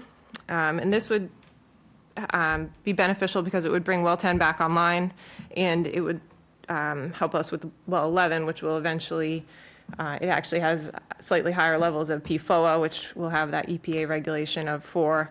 Right now it ranges from anywhere between 2 and 6 for PFOA, so that will get would end up having to be turned offline in 2029 if we don't address it now. So we are looking to get that addressed before it becomes regulation, have 10 and 11 treated. And this would be a seasonal system, so if anyone's ever seen the ones over in Hyannis, they're just big, massive vessels sitting outside. That way we would only be able to use it in the summer, but that's really when we need it the most. And then we could just mothball it for the winter and not spend the additional cost of building a structure around it, which would then, have a roof to maintain and HVAC system to maintain and all that additional equipment. So planning on moving forward with treatment at wells 10 and 11. So we will be, we already have piloting in Kleinfelder's contract, so that would be the next step. We were able to not do piloting on 4 and 5 because that was an emergency, but this is not an emergency, so we have to do the full piloting and design and construction as you normally would, and we're going to apply for SRF funding this summer. You apply this summer for the intended use plan that would come out next winter. So this is where we move over to wastewater, but before we did, I wanted to send out another word of thank you to our water field crew. This has been a challenging year for water because of sewer, and in particular, Ryan Holmes and Paul Weatherby have really stepped up to the plate to deal with the many issues that have happened to the water system because of the sewer project. So I just wanted to say a word of thanks to them and the whole water crew. Now we can move on to wastewater. Yeah, so we've covered a lot of information. I didn't know, Mr. Chair, if you wanted to provide any input or questions with regard to water before we move to wastewater, because that's a whole nother topic. I'm happy to take questions at the end or pause now if you'd like. Mr. Chairman, I have a question on this section. Oh, thanks. When you talk about seasonal treatment of an individual well, like well 11, what months in the year would that involve treating the well? We could treat any time that it's not freezing isn't a concern. So we wouldn't use the well unless it's treated. So it would have to be off from probably November to March or April. Oh, okay. Thank you. Anyone else at this juncture, Mark? Yeah, Mr. Chairman, thank you. I'd like to just try to directly address the comment that was made during the public comments about well 11. And I think the concern is that maybe those PFAS levels are above, but from what I'm hearing in terms of the presentation, they're not above. any regulatory standard. So they're well within those. However, we are concerned. That's why we're moving forward with treatment anyways. Is that a fair way to characterize that? Okay. Yep, we're currently in compliance with all current regulations. Yeah. And I know there was some reference to the quality of the water. I believe an organization called the APCC actually did an analysis of water departments and water systems around the Cape. Is that correct? They come out with their yearly report, and Yarmouth ranked as high as any other system on the Cape, and there was actually a couple that ranked lower, so yes. That's what I thought. Okay, thank you. The building, the water department building that's been getting approved on, is that still being used for the storage of records? Yes. Yes. It is, and it's fairly full still, correct? Correct. Yeah, and to my knowledge, we still don't have a plan yet for, or maybe there's a plan, maybe we can talk about that later, but I just want to flag that because I'd like to revisit the whole issue of record storage with the administrator. The other point I want to mention is it's just a general compliment. I know you're giving kudos to people in the water department that are in the field and that are doing work, and I want to add my own kudos to the folks that are working in the water department. Clearly, we've moved in a really aggressive and positive direction in terms of improving the overall water distribution system. People don't realize that if you're not maintaining your system, if you're not taking care of your system, it can lead to all sorts of other problems. And so the care of the system is quite evident.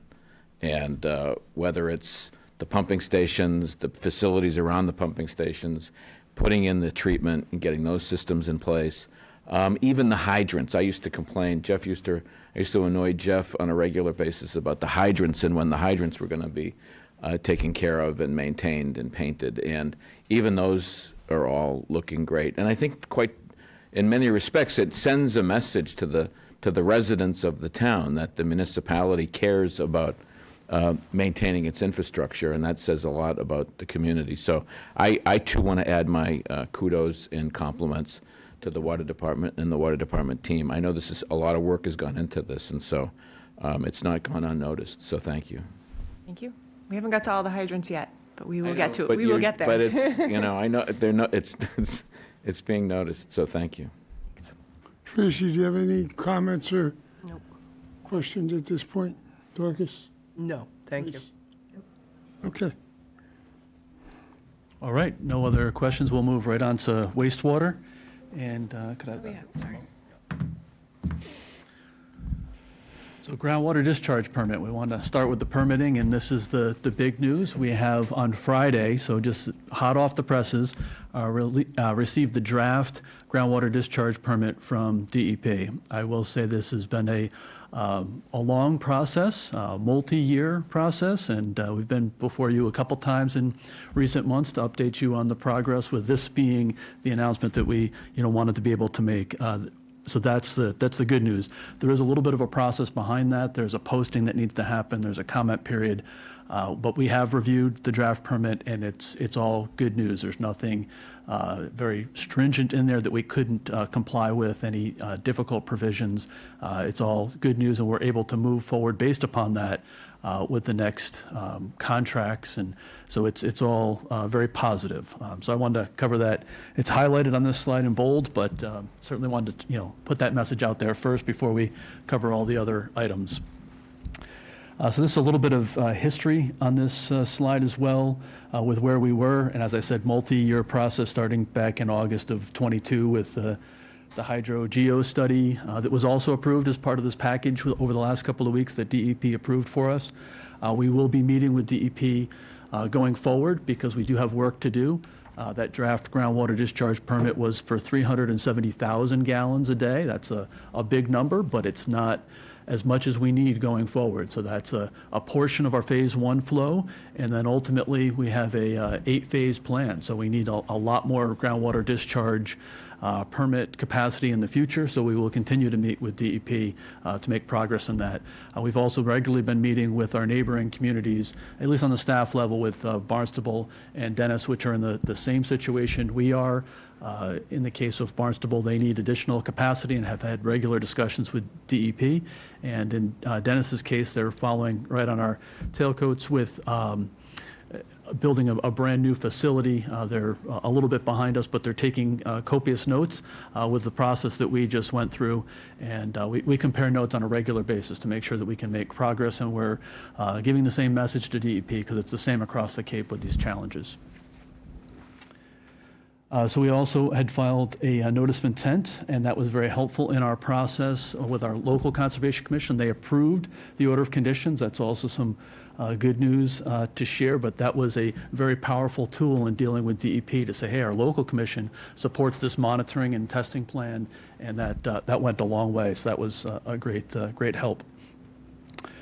We also received a grant to offset some of the costs of this additional analysis. I think I mentioned that last time I was here as well.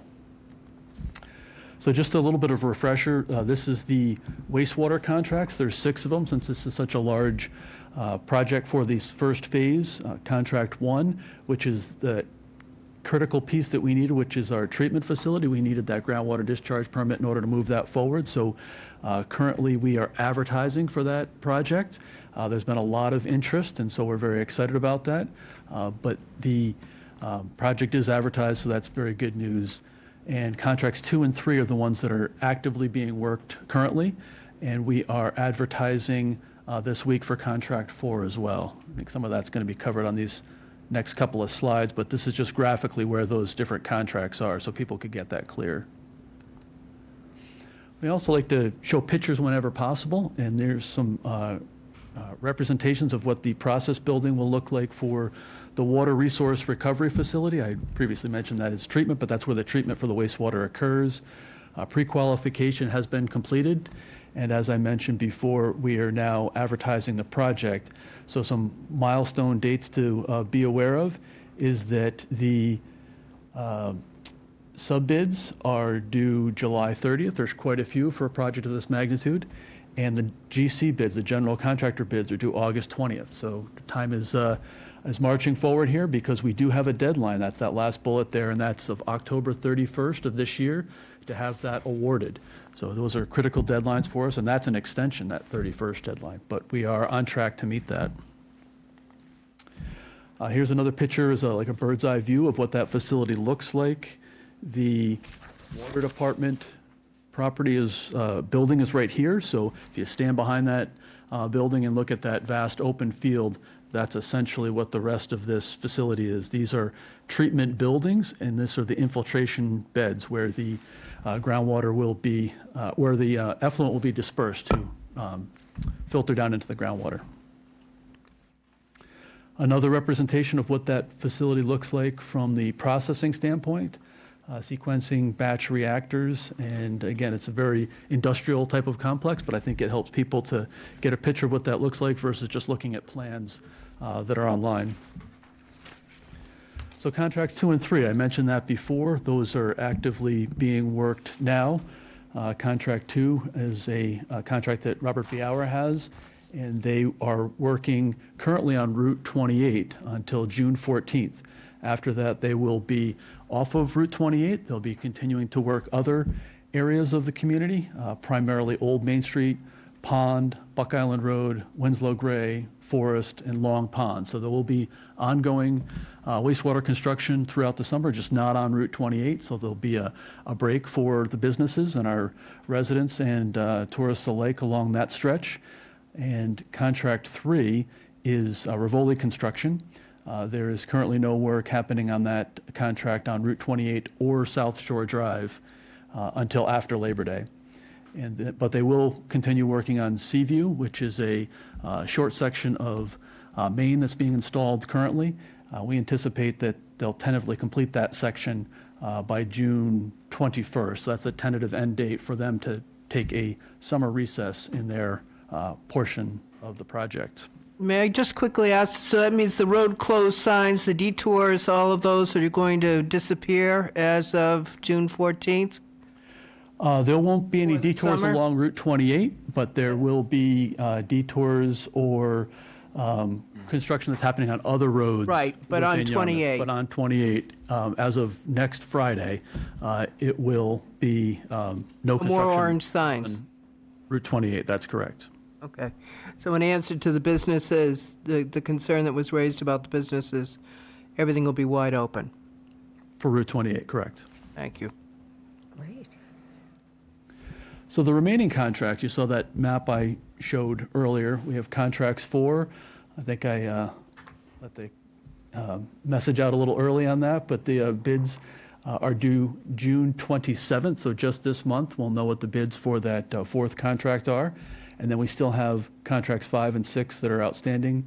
They are currently at about the 90% design stage, so we're finishing that up. We have some easement to secure for pump station number 2, but that is also necessary to have those 2 contracts awarded by October 31st as well. So quickly following on the heels of the treatment facility contract 1 will be contracts 5 and 6 once we have a better idea of what the budget is for that first contract. I didn't mention this, but that is more than 50% of our overall wastewater phase 1 budget. So it's very important to know what that is and how the other pieces can then fit into that project. The engineer's estimate for the treatment facility itself is $106 million for construction, so it is a big portion of our budget. So with that said, with last couple of times we've given you an update, we wanted to highlight this as one of our final slides, and that is communications. We like to steer people to the wastewater construction webpage that's on the town website. That's been a good source of information as far as the 3-week look ahead for contractors, the overall schedule for contracts. There's detour information there. There's a nice handy residential information piece there, and also updating Waze daily. So we encourage people to use the app Waze, and that will help with proper routing around construction and arrival at your destination in the most efficient way. So even if you know where you're going, using this app is very helpful because it will alert you to where there's activity and construction happening.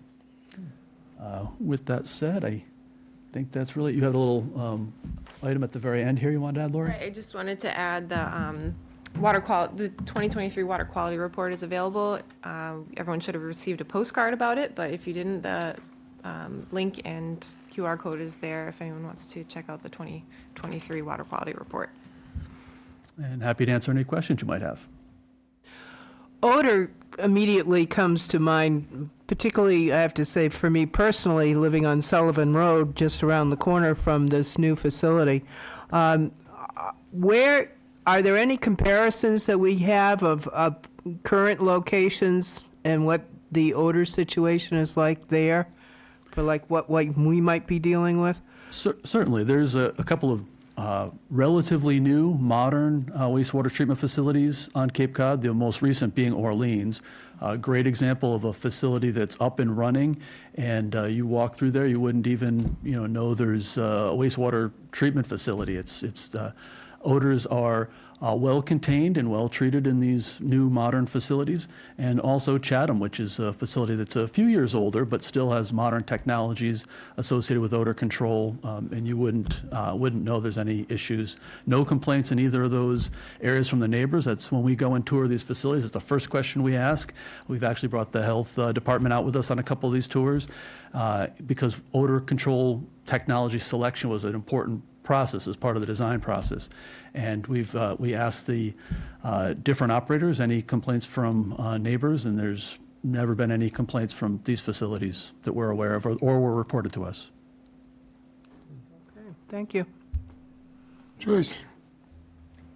I don't think I have any more questions.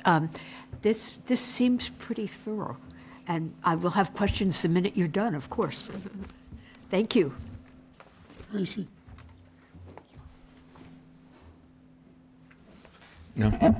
Mr. Chairman, I just want to commend everybody involved in getting this discharge permit together. We had some pretty contentious and very spirited, let's say, meetings with our legislators and with others, a fairly large cast of people expressing real concerns about the delays and the difficulties in getting clarity on the criteria for this discharge permit. It was very frustrating for a lot of people, and there are a lot of folks that should be congratulated or at least commended and thanked for the work that they've done. Obviously, our team, you, Jeff, and our consultants, this has taken a lot of work, and I know we've had our moments where we've been pulling our hair out of our heads. I know you spent a lot of time with our Water Resources Advisory Committee. They certainly deserve some thanks as well. I want to commend our administrator, Bob Rittenauer, for his leadership on it.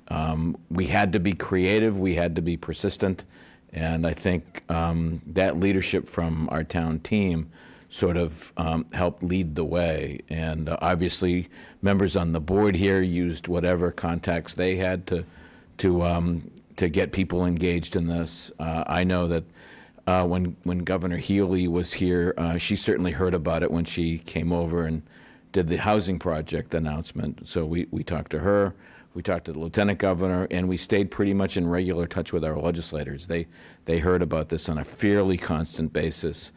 And it was great to see our team meeting every other week with DEP to literally sort of work out whatever issues needed to get worked out. We brought on a consultant, Horsley Witten, to help us with the wetlands. I think the move towards going to the Conservation Commission was a very smart move. So I think, we really had there was no margin for error. There was no slack in the schedule. And I think some of us were somewhat pessimistic that we would meet the deadline and hang on to the money, but through the persistence and the hard work of a lot of people, this thing came together. So I'm very excited. I'm very pleased.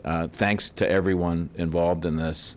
And I know it just came down to the wire, but we're at a great spot here. And my hope is that particularly working with DEP, they're not. I don't think this is a secret, but they're not the easiest people to work with. I'd like to think that we've got some momentum behind us, and we've figured out a way to sort of work these relationships so that we can continue to make progress, in subsequent phases and some of this other work that we need to do, and we'll need their approval on, and we'll need their support. So my hope is that things continue to go well in the right direction, and if there are any issues, there are any problems, we get flagged early, like we did on this one, when folks came to us and updated us. So once again, thank you for getting to that point. It's a great milestone. So congratulations. Thank you. Okay, I'd like to extend my thanks as well and basically echo Mark's sentiments. It's been an uphill fight in many respects, and it's taken a lot of effort by a lot of different groups. Like Mark said, at the governor's office, the legislators, town leadership, staff, consultants. It's taken all of that to basically get it under the wire, even with a tremendous amount of effort. Once everything got past the town meeting, we figured we could sit back and take a sigh of relief. And implementation is a different issue than, getting the town approval. So once DPW starts sinking its teeth into you, it's going to be a struggle. And but I think we've showed resiliency and the ability to be persistent. And as Mark said, I think Bob Rittenauer has coordinated that effort and has been relentless in resisting, what I think are some of the unreasonable requirements that DEP had in mind for this project. I think they got caught up in a lot of the theory of it and got away from the practical considerations. Like, we only have so much land. We only have so much. We are in an area with high water tables to begin with. We can't change our environment. We can only try to work within it. And I don't think there's enough of a understanding on their part of the difficult challenges that we have environmentally to complete this system. And I'd like to see a little more flexibility on their part. So that's basically my take on it. So thank you very much. We appreciate the update and look forward to continuous updates as we go along. And if we can help, you'll let us know through Bob, I'm sure. Yes, thank you. We got another update on golf. Links Court update.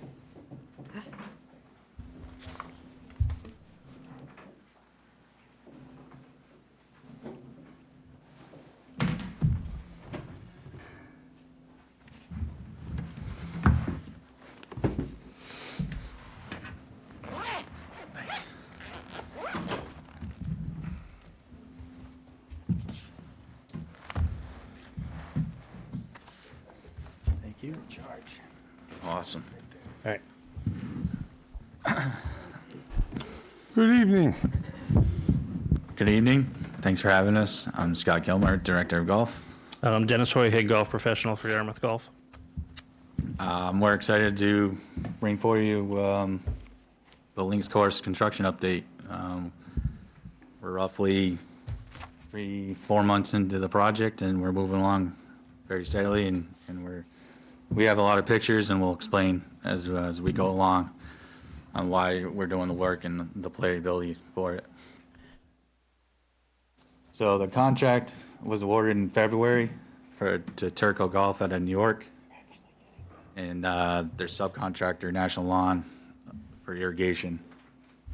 We began construction actually a little bit in February, then we got snowed in. Most of it started in March. We are still on targeted completion date for mid to late June and expect to open the course in July. I know there's a lot of rumors going out there, but we are on target. Just a big shout out to our golf course architect, Tim Garish, and Hydro Designs for designing the irrigation system, and Tim on the master plan.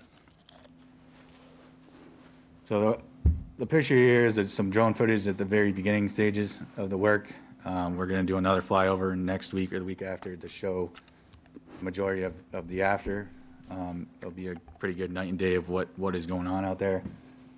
A couple of the main highlights is where we did all new HDPE piping, which is better for wastewater, reclaimed water to be used. The entire site had no subsurface drainage before we did the work. It was all surface drainage, and due to settling and other issues with the course, it just kept getting bottled up. So there's subsurface drainage on every hole, multiple locations now, to drain the site down. We did also do a further enhancement to take it further off the site into the catch basins to further dry it down.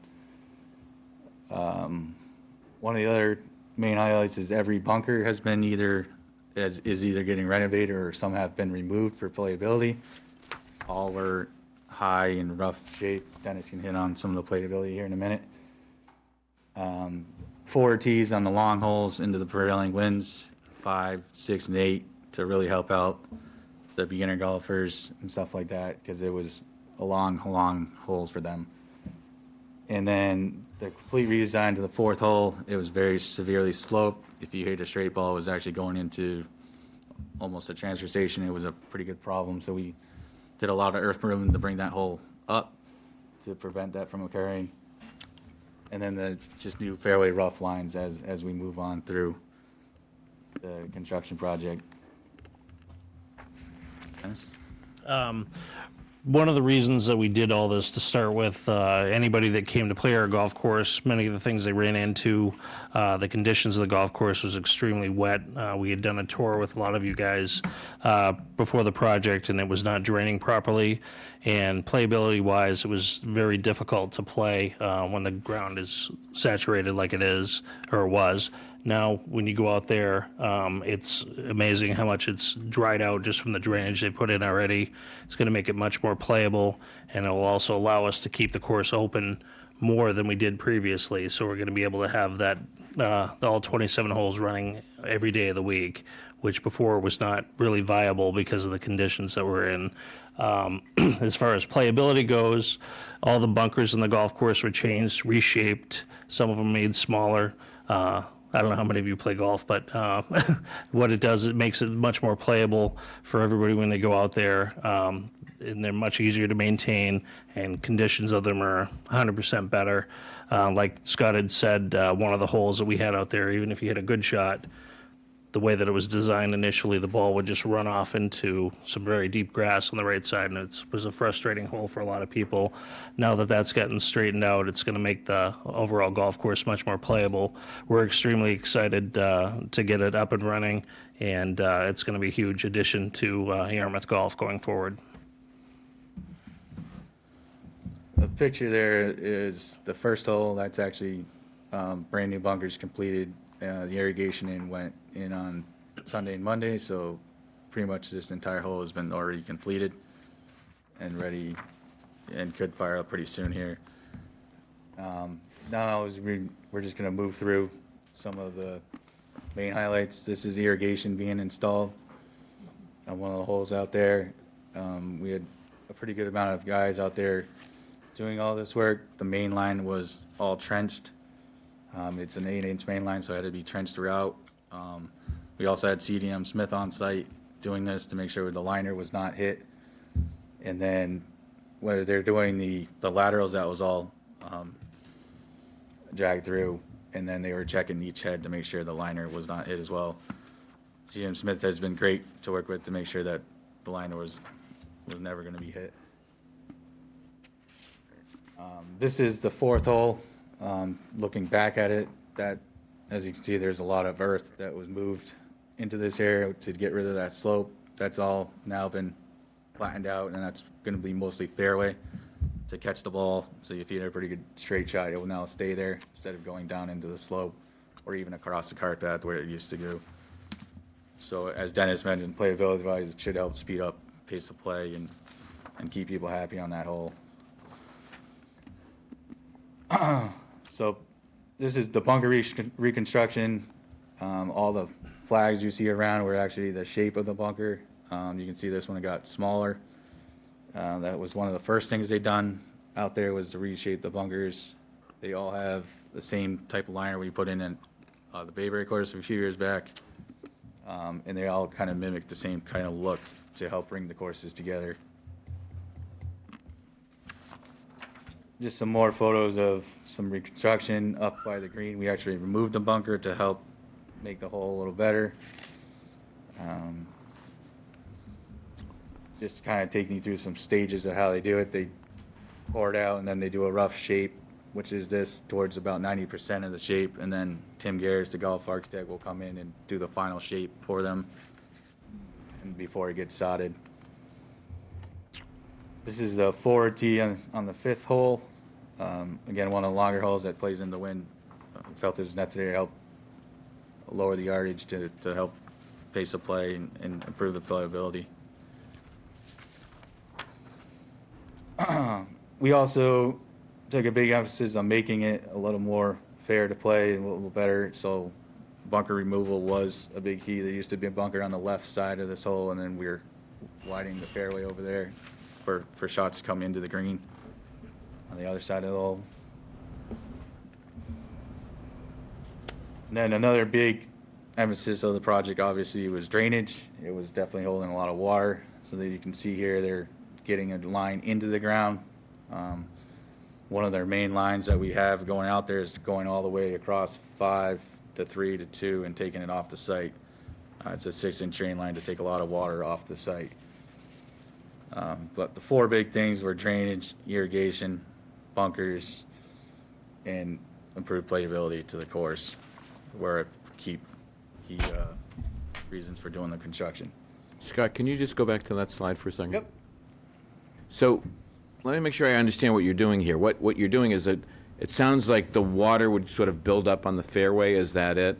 Yeah. And it really didn't have any place to go. Correct. So what you want to do is create a drainage culvert or some underground drainage system to move the water out so that it can. Yeah, so the whole I, place was built to take its surface drainage, and then it settled over time. And then with the liner as well, it was just coming back up. It had nowhere to go. I see. So we had to put in some drainage lines underneath to take that water and move it off the site. When you say off-site, what do you mean by that? Just off the golf hole. We have 4 big catch It basins. stays on the golf course site, though? Yes. Okay. So we have 4 big That's- catch basins on each Don't tell corner. DEP you're taking drainage off-site. So it stays on the course, but just not Okay. on playable All right. golf. Yeah. So I would assume that that's probably one of the challenges for a golf course like this with a liner. So it just can't go through the soil. It collects. It stays Right. there, particularly in certain areas like this. Yeah, so this is a main collection point, so that's where we started to put the big main 6-inch line. I think my Mrs. Beasley's still under there somewhere. This is on hole 8. That stone wall was there from the start of when the links was originally built. We exposed it back in the project, and it's a nice feature of the hole now. And that just shows some more of the construction going on with the bunkers. So one of the big things the course had was all the bunkers are very elevated, blocking a lot of the green or the shot. So most of them have come down to the ground level, to the fairway. So it's a much better view for the player to have a shot. Like Dennis says, we're really trying to improve the playability out there. So this is just showing that was built up about 15 feet and we brought it way down. And then all the fill has to stay on the site. So we're making mounds off the site or moving it to 4 or 7 to better utilize it. This is showing the drainage work. And the green is Fred from CDN Smith, making sure the liner is not going to be hit. But they've done a great job to ensure that was never going to be a problem. So almost all the drainage has been put in. Almost all the irrigation has been put in. They're moving right along on the project. Just a couple before and afters. The bottom is the before on hole 1. The top is the after. You can see we significantly reduced the bunkers to make for better playability, a better look of the hole. And then hole 9 as well. Sorry, it wasn't quite the same angle, but again, we reshaped the bunker for better playability of that hole as well. And then this is hole 8 with the finished bunker. That was the rough shape of it. Just again, the same features to bring the same similar look of the 18-hole course and the same playability to mesh the golf courses together. And just to recap where we're at now, 1 and 9 are 99% complete. The irrigation is in on both those holes. They both have already done through the major construction. 2 or 8 are complete. They're finishing up 4 and 7 right now. They're working on 3, 5, and 6 at the end of this week and into the next. And we continue to get on our target of mid to late June for completion and then opening around first couple weeks of July. The budget we set aside for this was $3 million after approval at town meeting. The bid came in just under 2.6. We accepted a few alternates to the project, was his additional drainage, some irrigation heads, and stuff like that. That totaled it up to about 2.7. We had another chunk of money to do a further enhancements to the project. Sorry, that's hard to see, but didn't expect that to go that little. But the other parts we're doing at the same time is the transfer line, taking the reclaimed water from the treatment facility directly to the pond. That will help everybody involved. We'll be able to take a lot more water that way. They started doing some piping today for that work. We already had funding set aside for it. And then we did the additional drainage improvements, which will not take the water completely offset, just into the catch basins, where it's really going to further drain. And then one of the other key features is on the 7th green. There was a big depression. With having to keep the fill on site, we decided to best reuse it and put it in that area to expand the green to help playability at hole. So those total costs are roughly 138 for that two things. So we're at about 2.8, a little over for that part of the work, and then to pay C.D. Smith, Tink Harris, and Hydro Designs will be just under the $3 million for the whole project. We certainly can answer any questions you guys might have. Any questions, Mark? Yeah, thank you, Mr. Chairman. First of all, congratulations, a $3 million project budget. You've come in under budget, knock on wood, I guess. Let's hope things continue to go in the right direction with the rest of it. Who actually designed this? I mean, this is a tremendous amount of work goes into figuring out how to manage water and drainage and how to redesign all of this. Who's doing that work for you? Yeah, so Tim Garish, the golf course architect, is the main guy that will design and look at the drainage side. And then we hired Hydro Design as well, so they work together to combat the irrigation and the drainage issues together. So it's a cumulative effort with our staff as well to point out the issues and where they're at. That's great. So it's sort of like a teamwork, team process. No, it's very impressive. And I've never heard of Turco before. I think we've learned in Yarmouth that a success of any project, really, a key to it, or at least one of the keys, is having a good construction firm that you can work with. And I would assume that we're pleased with the work that they're doing so far, right? Yeah, oh yeah, they've been great to deal with. At least once a week, sometimes twice a week. All of us will get together, myself, Dennis, Tim, and the crew from Turco and National Lawn will all meet to make sure that we're going forward directly on the same page. You know, issues arise during construction, obviously, to make sure we solve those. But it's been a great crew to work with, and they're doing a fabulous job. And they obviously saw the site when it was really wet, and they're very impressed with how well it's draining down now. So we're working through it, and we're excited to get it back open in a few weeks here. Yeah, no, it's a great, very impressive presentation. I wish you continued success. Thank you. Thanks. Percy? Yeah, it looks great. I don't think you could make a fairway wide enough for me, but how deep is that liner? How much? It really depends on where you're at on the site. We found it only about 15 inches down, and it's all the way down to 5 or 6 feet, depending on where you're at on the site. Wow. So we knew we had to do a bunch of test pits before any of the work happened, so we knew where it was low to begin with. So those were key areas to make sure they were doing hand digging and stuff like that, to make sure they would never touch the liner. But they did a great job to expose it, to know where it was, and then to lay the pipe. C.D. Smith was very happy with us to put the pipe right on the liner. They had no problem with that, so we got it right to the liner and then put the pipe in the ground to get it as deep as possible. But yeah, there's certain parts of the site where it settled or where it wasn't quite high enough to begin with. So we just found it anywhere between 14 inches and 4 feet, really. What do you think that this is going to increase your play on this in terms of percentage?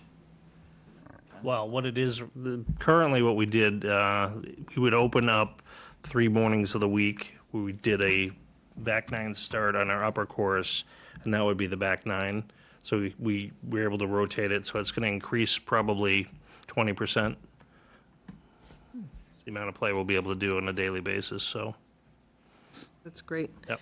I know some time back we had an issue with the calculations of water with our permit. How is this going to affect that? For our water permit? Yeah. Directly? So our water permit, it wouldn't affect our water permit. It affects the discharge permit, but we can accept more than what we just have to take a minimum of 7 million. We can Okay. take any more than So that. this is going to help the number that we can. Yeah, absolutely. Yep. Okay. So we take anywhere on any given year between 7 and 12 million, and we could take upwards of 20 million now Great. by having the direct run and then watering the course from us now directly. Perfect. Thank you.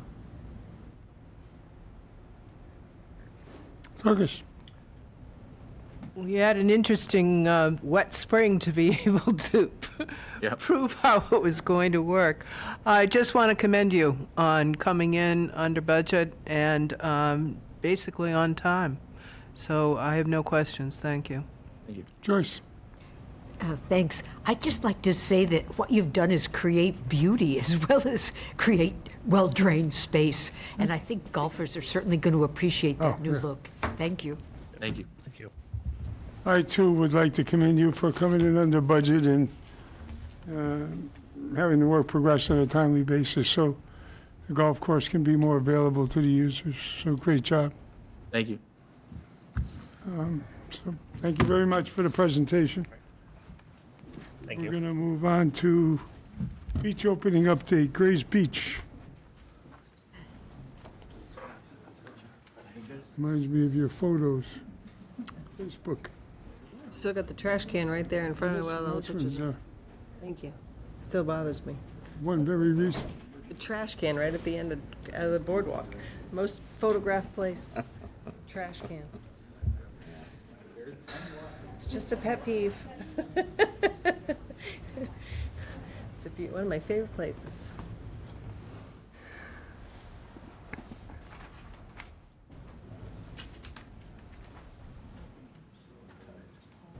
What time was that? 15. So who's up next, Bob? Beach opening. Is this you? Grays Beach. Mr. Colby again. Why is Got all the all-stars today. that Jen back there? Yeah, that's Jen. What's she doing here? She's here to listen to the Finance Committee. The regional Oh, district. she's going to be part of that conversation. Okay. All right. Thank you, Mr. Chair. Jeff Colby, Public Works Director again. Good evening again, Jeff. Just giving a brief beach opening update. I know it says Grays Beach on there. I have a few things to identify for the board. We did move the gate shack back for maneuverability at the beach, so there's a much easier place to turn around or drop off people, which will be very helpful for that facility. In moving that, there was an impact to some parking spaces, so we added a gravel area just to the north of that, and so there's been no loss in parking spaces at that beach because we know that can be a real challenge from some of those busy times of the year. So that's good news for the Grays Beach. But one of the things I would like to bring to the board's attention, if you haven't already seen, there are significant areas on the south side of our beaches that are roped off for the plovers and other nesting birds, and that's made a significant impact on portions of the beach that are available for people to use. So I did want to highlight that. There are 8 nesting pairs over at Seagull and at least one nesting pair at Smugglers, and we do expect that once they nest, that those roped off areas will be able to be shrunk down slightly, but that really is up to Audubon, who does the bird monitoring, as to whether there's going to be continued nesting, and that area will hopefully completely go away after the birds fledge, which is in the mid-July timeframe. So we could be hitting a period where we are really ramping up for beach activity at the beginning of July, with somewhat of a limit on the amount of people that can use that space because of restricted areas. So I did want to bring that to the board's attention. It hasn't been a problem yet, but we're going to get much busier, and if we can't get those restricted areas shrunk down to a smaller size, that'll be a challenge. I do know I was out there just this week over at Smugglers, and it feels like it's about half the beach that's roped off. So that's just something we're continuing to work with the regulators on. That's really beyond our control with what's required. That's a relatively new item. For a number of years, we've been dealing with plovers and restricted areas over at Seagull Beach. But in 2021, the mapping changed to really include all of our South Shore beaches in potential area. So we're just seeing more nesting areas being restricted this year, and not just at town beaches, but also on private property. It's really anywhere along that South Shore area where the birds decide they want to nest has to be roped off in a restricted area. So just wanted to mention that. That's probably a significant potential impact this year, and definitely a change for some of the beaches that haven't seen it at all are now seeing that being implemented at those beaches. I do want to highlight that there's some new docks over at the ramp at Smugglers that were provided by the state. So those were no cost to the town of Yarmouth, but I think the boaters will really appreciate that. I also want to mention all of our beaches. June 15th, we'll have them gate attendants and lifeguards there full-time, and we are fully staffed, so we don't expect any issues with regards to the staffing of the beaches starting at that every day a week period on June 15th and going to Labor Day. I heard earlier tonight concessions was mentioned. We are having a challenge with our concession vendors having staffing or health issues. I will say that we currently have a concession at Smugglers Beach, but our other beaches, Seagull and Parkers, do not have a current concession.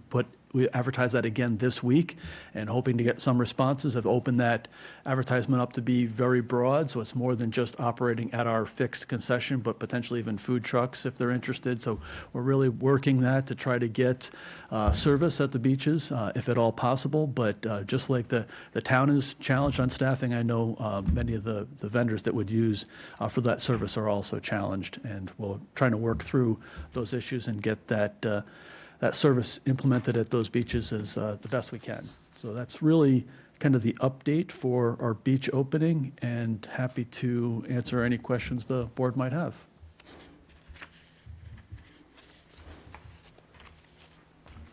Anybody have any questions?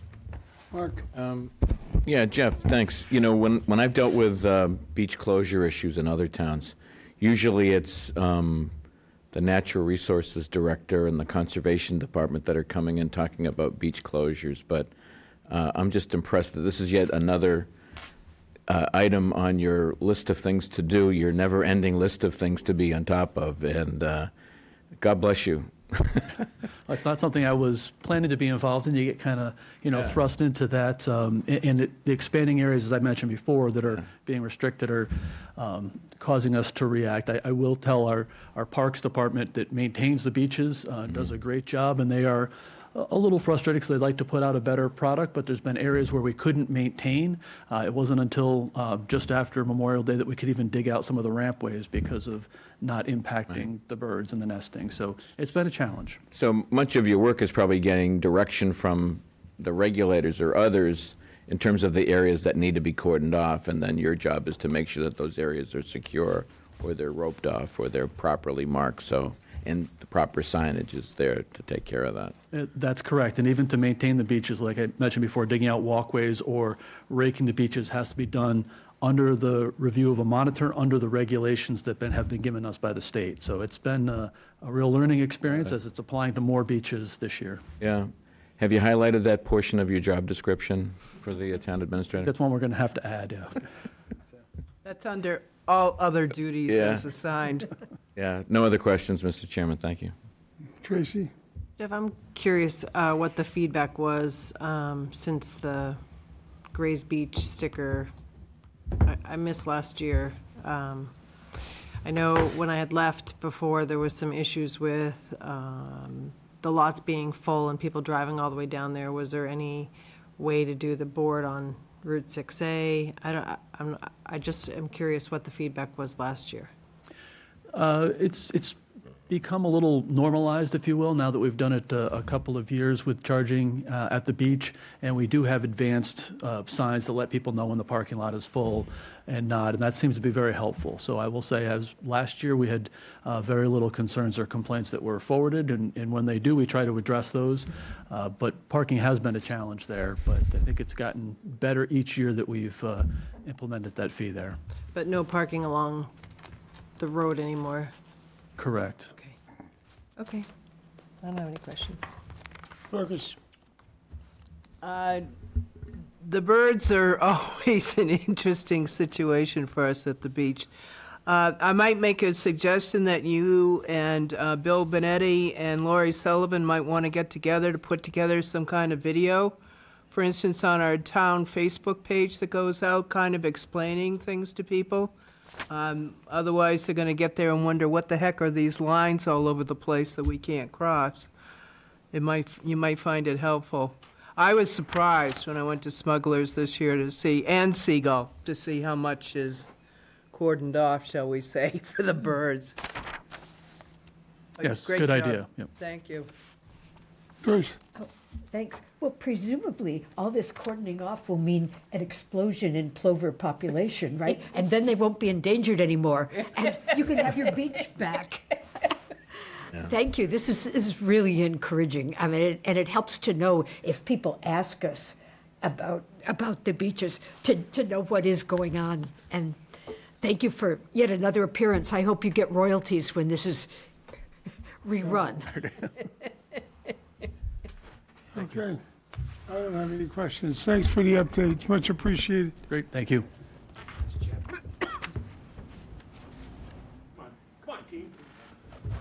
Next item. FinCom Regional Emergency Communications. Bring them up. Bring 'em. You know, I get the, my name is Richard Simon. I'm the chair of the Finance Committee. Yes, you are.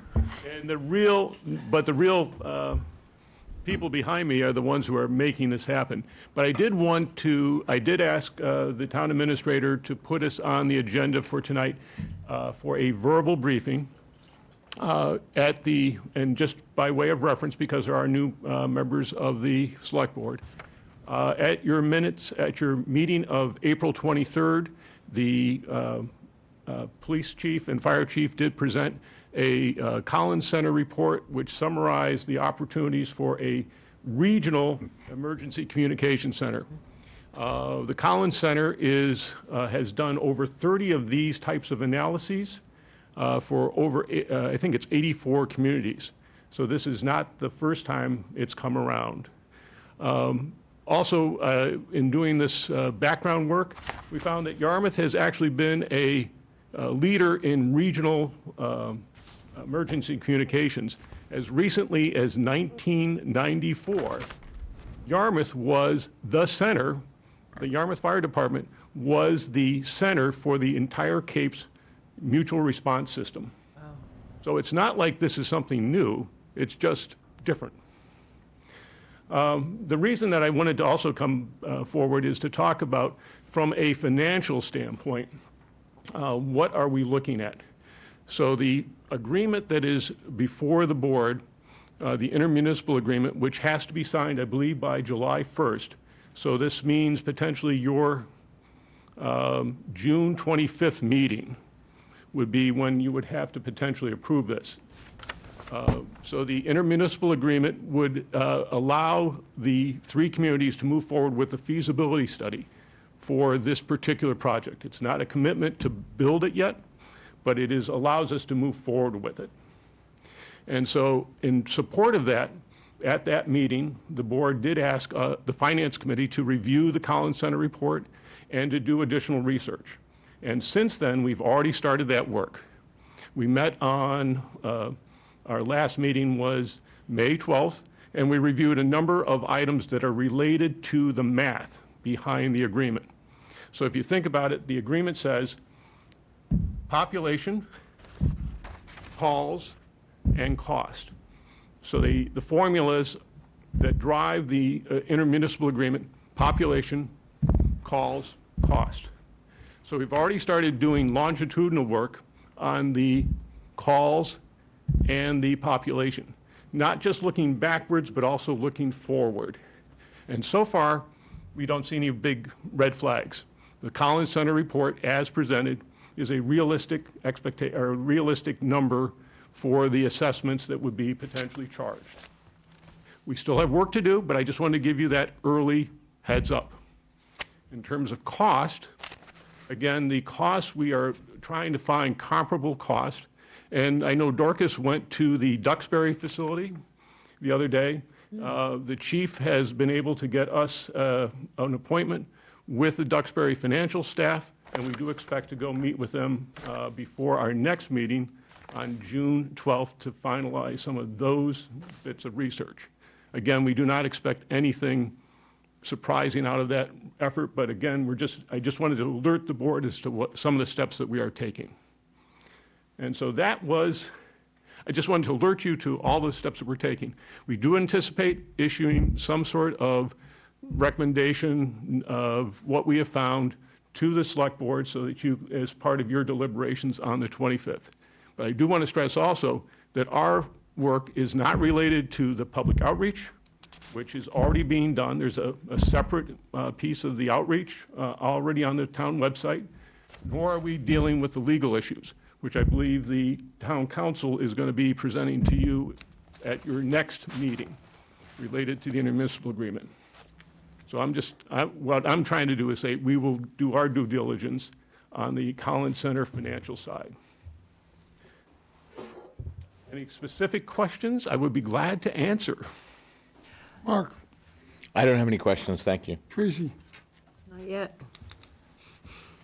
If I might just make a couple of comments, Mr. Chairman. Yes, I did have the privilege of going to the Duxbury Center for a very in-depth visit, and they were very open, answering any questions that we might put to them, even taking us up into the actual call center so we could see how it operates. It was rather impressive. We were kindly asked to leave the call center at one point, though, for a very good reason. There was an 18-month-old baby that was not breathing, and we very quickly left the premises. But in answer to a question that, a concern actually that Kurt Sears brought up during the public comment section, I too wanted to hear how previous dispatchers were feeling about the changeover to the regional, and was able to meet with their current supervisor for the day shift, who herself had been at one of the towns for 8 years as a dispatcher before they melded into the regional system, and she had since been part of the regional system, I believe, for 5 years. And she indicated that she was probably the most against the whole process from day one, highly resistant to the change, and that she stood there today saying that she was completely of the opposite opinion, that it was the smartest thing that they had ever done, that it changed for the dispatchers their quality of life and their ability to work, and they're having access to all of the state-of-the-art equipment that they needed, having the trained professionals with them. The call center currently had 6 people working that day, 2 of them on police dispatch, 2 of them on fire dispatch, and one of them they actually man even the regular telephone lines that come into these fire departments and police departments. And the rationale for that makes sense. Too many people happen to call that number really intending to call 911, Right. something I hadn't really thought about. So they actually are overseeing those lines. And then there's a supervisor that's covering the floor. And they each have their own section of the room, but they're all there to jump in and help. They were explaining that the day before we had been there had been a drowning in Hanson. And they were talking about how quickly they could get all the resources in from different towns to help with that situation, just by having the depth of that number of people in the room. So I personally walked away from that meeting very encouraged by what I was seeing, and feeling that we would now not... What we have with our current dispatchers is top-notch, but what we'll be able to have if we transfer to a regional system takes it to an entirely different level. And it's not part of our job to talk about the technology per se, but one of our committee members, Rafael Gutierrez, is involved in Eversource's emergency response. He made an observation. Again, it's not part of the Finance Committee thing, but that this is an opportunity for all these towns, Yarmouth, Barnstable, and Sandwich, to really move the technology to the next level, to really future-proof our technology. There's something called Next Gen 911, as well as the improvements in the computer-assisted dispatch, which are literally beyond probably our capability as an individual town to fully implement or take advantage of. And so he said that this is a unique opportunity for our towns to work together to actually future-proof our technology for at least the next 20 years. So that he was very enthusiastic about it. But again, outside the scope of what the Finance Committee per se can say. I'd also just say that they also voiced many of the same concerns that we had as we went into the room about what it was like when their individual towns were coming on board with this regional setup. And that the major one that they were hearing is, well, if I call into this number, am I still going to get my fireman from Yarmouth or my policeman from Yarmouth to come to my house? And the answer is absolutely yes. That does continue. And something that as again, like in the Next Gen, they have the ability, if, for instance, the Katrina happens that I was talking about earlier, of picking up a laptop and setting up within 15 minutes in another location if they have to. If all the power goes down, communications is down, which astounded me. I think the famous example, and I'm cheating because the chief has given me some of these examples. Fort Myers, when Fort Myers was devastated by that hurricane, literally they moved 30 miles inland and reestablished their communications within hours in the middle of a hurricane. Just amazing.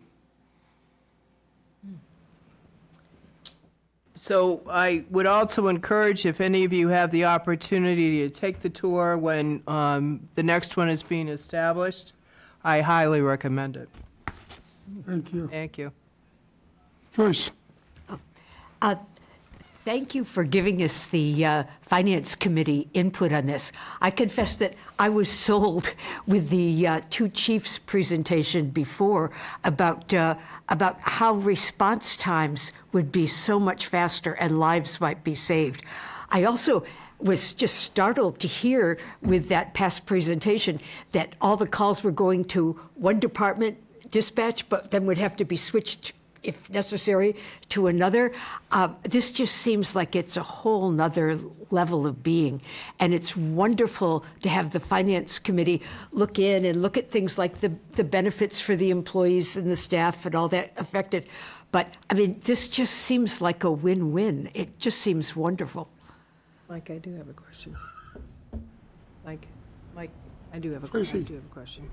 I know I had asked this question to Bob. My question was about the IMA and the OPEB benefits, and I think it was Bob's belief that it was outside of the budget of the regional center's budget. So those costs wouldn't be allocated towards the service, which the reason I'm concerned about it is, and I've said this scenario before, is like, say Sandwich got the benefit for 10 years and you can sign on the line and leave and you have no responsibilities. Why, do those OPEB benefits now get redistributed to The remaining communities? That's what my concern was. Right, so that is actually one, that's part of the deep dive. One of and Jennifer has been a huge help. She's been communicating with various towns who have implemented these types of systems. And so, and we suspect that the model that is probably going to be used is probably the enterprise model. Yes, so hi, I'm Jennifer Mullen, I'm the finance director. So there's two types of, and I'll just be brief, but there's two types of, when towns regionalize, there's really two types. They regionalize on their own, and they're a standalone entity, so they have their own accountant, they have their own audit, and they're not really part of a municipal system. But with this regionalization, it's Barnstable. Barnstable's going to be the host company, the host town, the host municipality. And so all the financials will be with Barnstable, and they will give us an assessment. And so when you talk about the OPEB liability, that will be with the town of Barnstable. And I don't know how they would assess that to Yarmouth. I would think that that might be embedded in the cost of it. That's what I'm figuring. I'm figuring the OPEB's got to be dispersed to the overall operation. So if you have a town that gets the benefit, hypothetically, for 10 years, how can they walk away without having any ownership to those benefits that they've gotten the benefit of for 10 years? So really, the way I look at it, and it might be just communication, I don't look at OPEB as a benefit, I look at it as a liability, right? So Barnstable will hold the liability for OPEB. Nobody really gets a benefit from it. I look at the pension benefits. Now, that's different. That's a benefit because when you retire, you will get pension benefits. You're not going to get OPEB benefits. So I think that's the deep dive on how that part of the assessment will be. I know that they'll look at the cost of running the department, and those will be the incidental costs, if you will.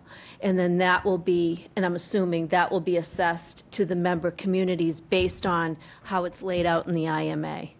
I just want to know what number goes into that, because if there is liabilities, long-term liabilities, then the towns shouldn't be able to walk away without having some liability go with them.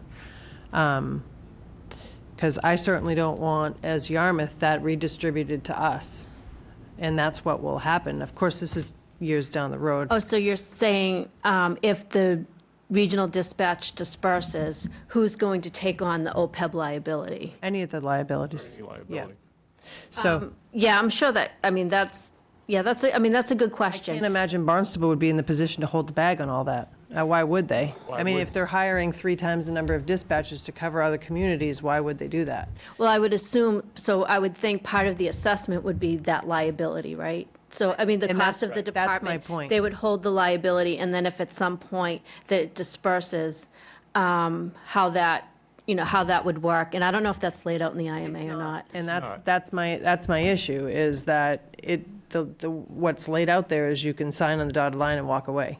Okay, that'd be great if we were the ones doing that. It's not so great if we're the ones that are a partner in that being redistributed to us.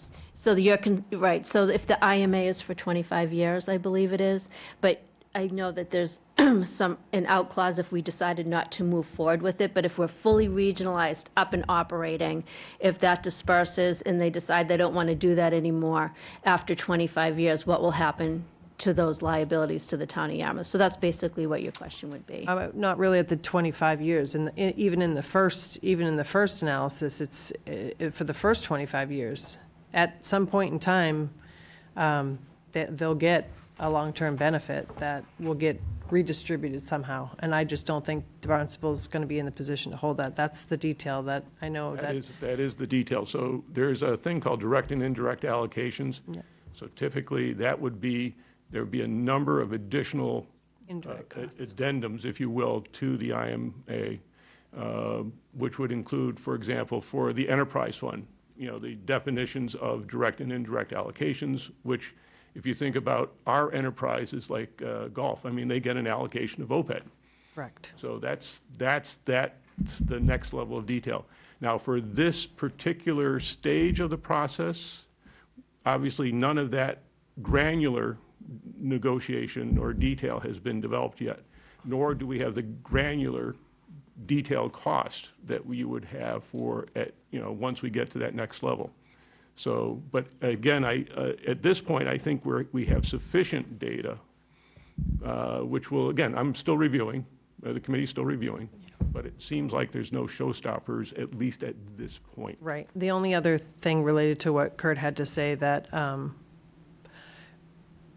in relation to what the chiefs laid out in their presentation, was that our dispatchers have to apply for their job. And I think that part of our IMA should mandate that they take, I don't think we should go into an agreement without that being part of it. They should have a job, period. That's my opinion. I don't think it should be optional. That's all. Thank you. Anything else? Anyone else? Anybody have questions? Mark?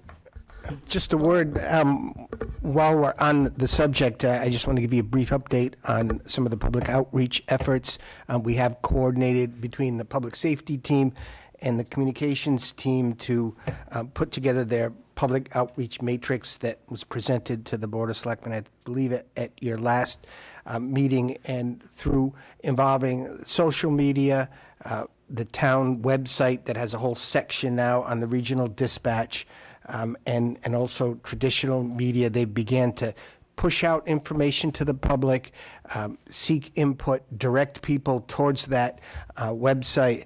And there is a forum, a public forum that will be in person on Thursday, June 13 at 5 p.m. at the Senior Center. And that is going to be a televised presentation, question and answer session to help fulfill a lot more of the public outreach. And we felt that the Senior Center was a great spot, hopefully involve a lot of the clientele that visit that facility as well. And so we'll continue the public outreach efforts and try to spread the word and get as much feedback as we can on the proposal.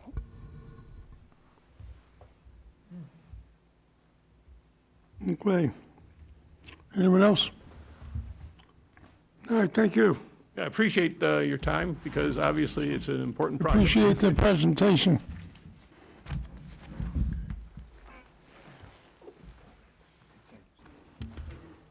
Thank you. Thank you. You raise a great point about the 10-year walk. We gotta consider that.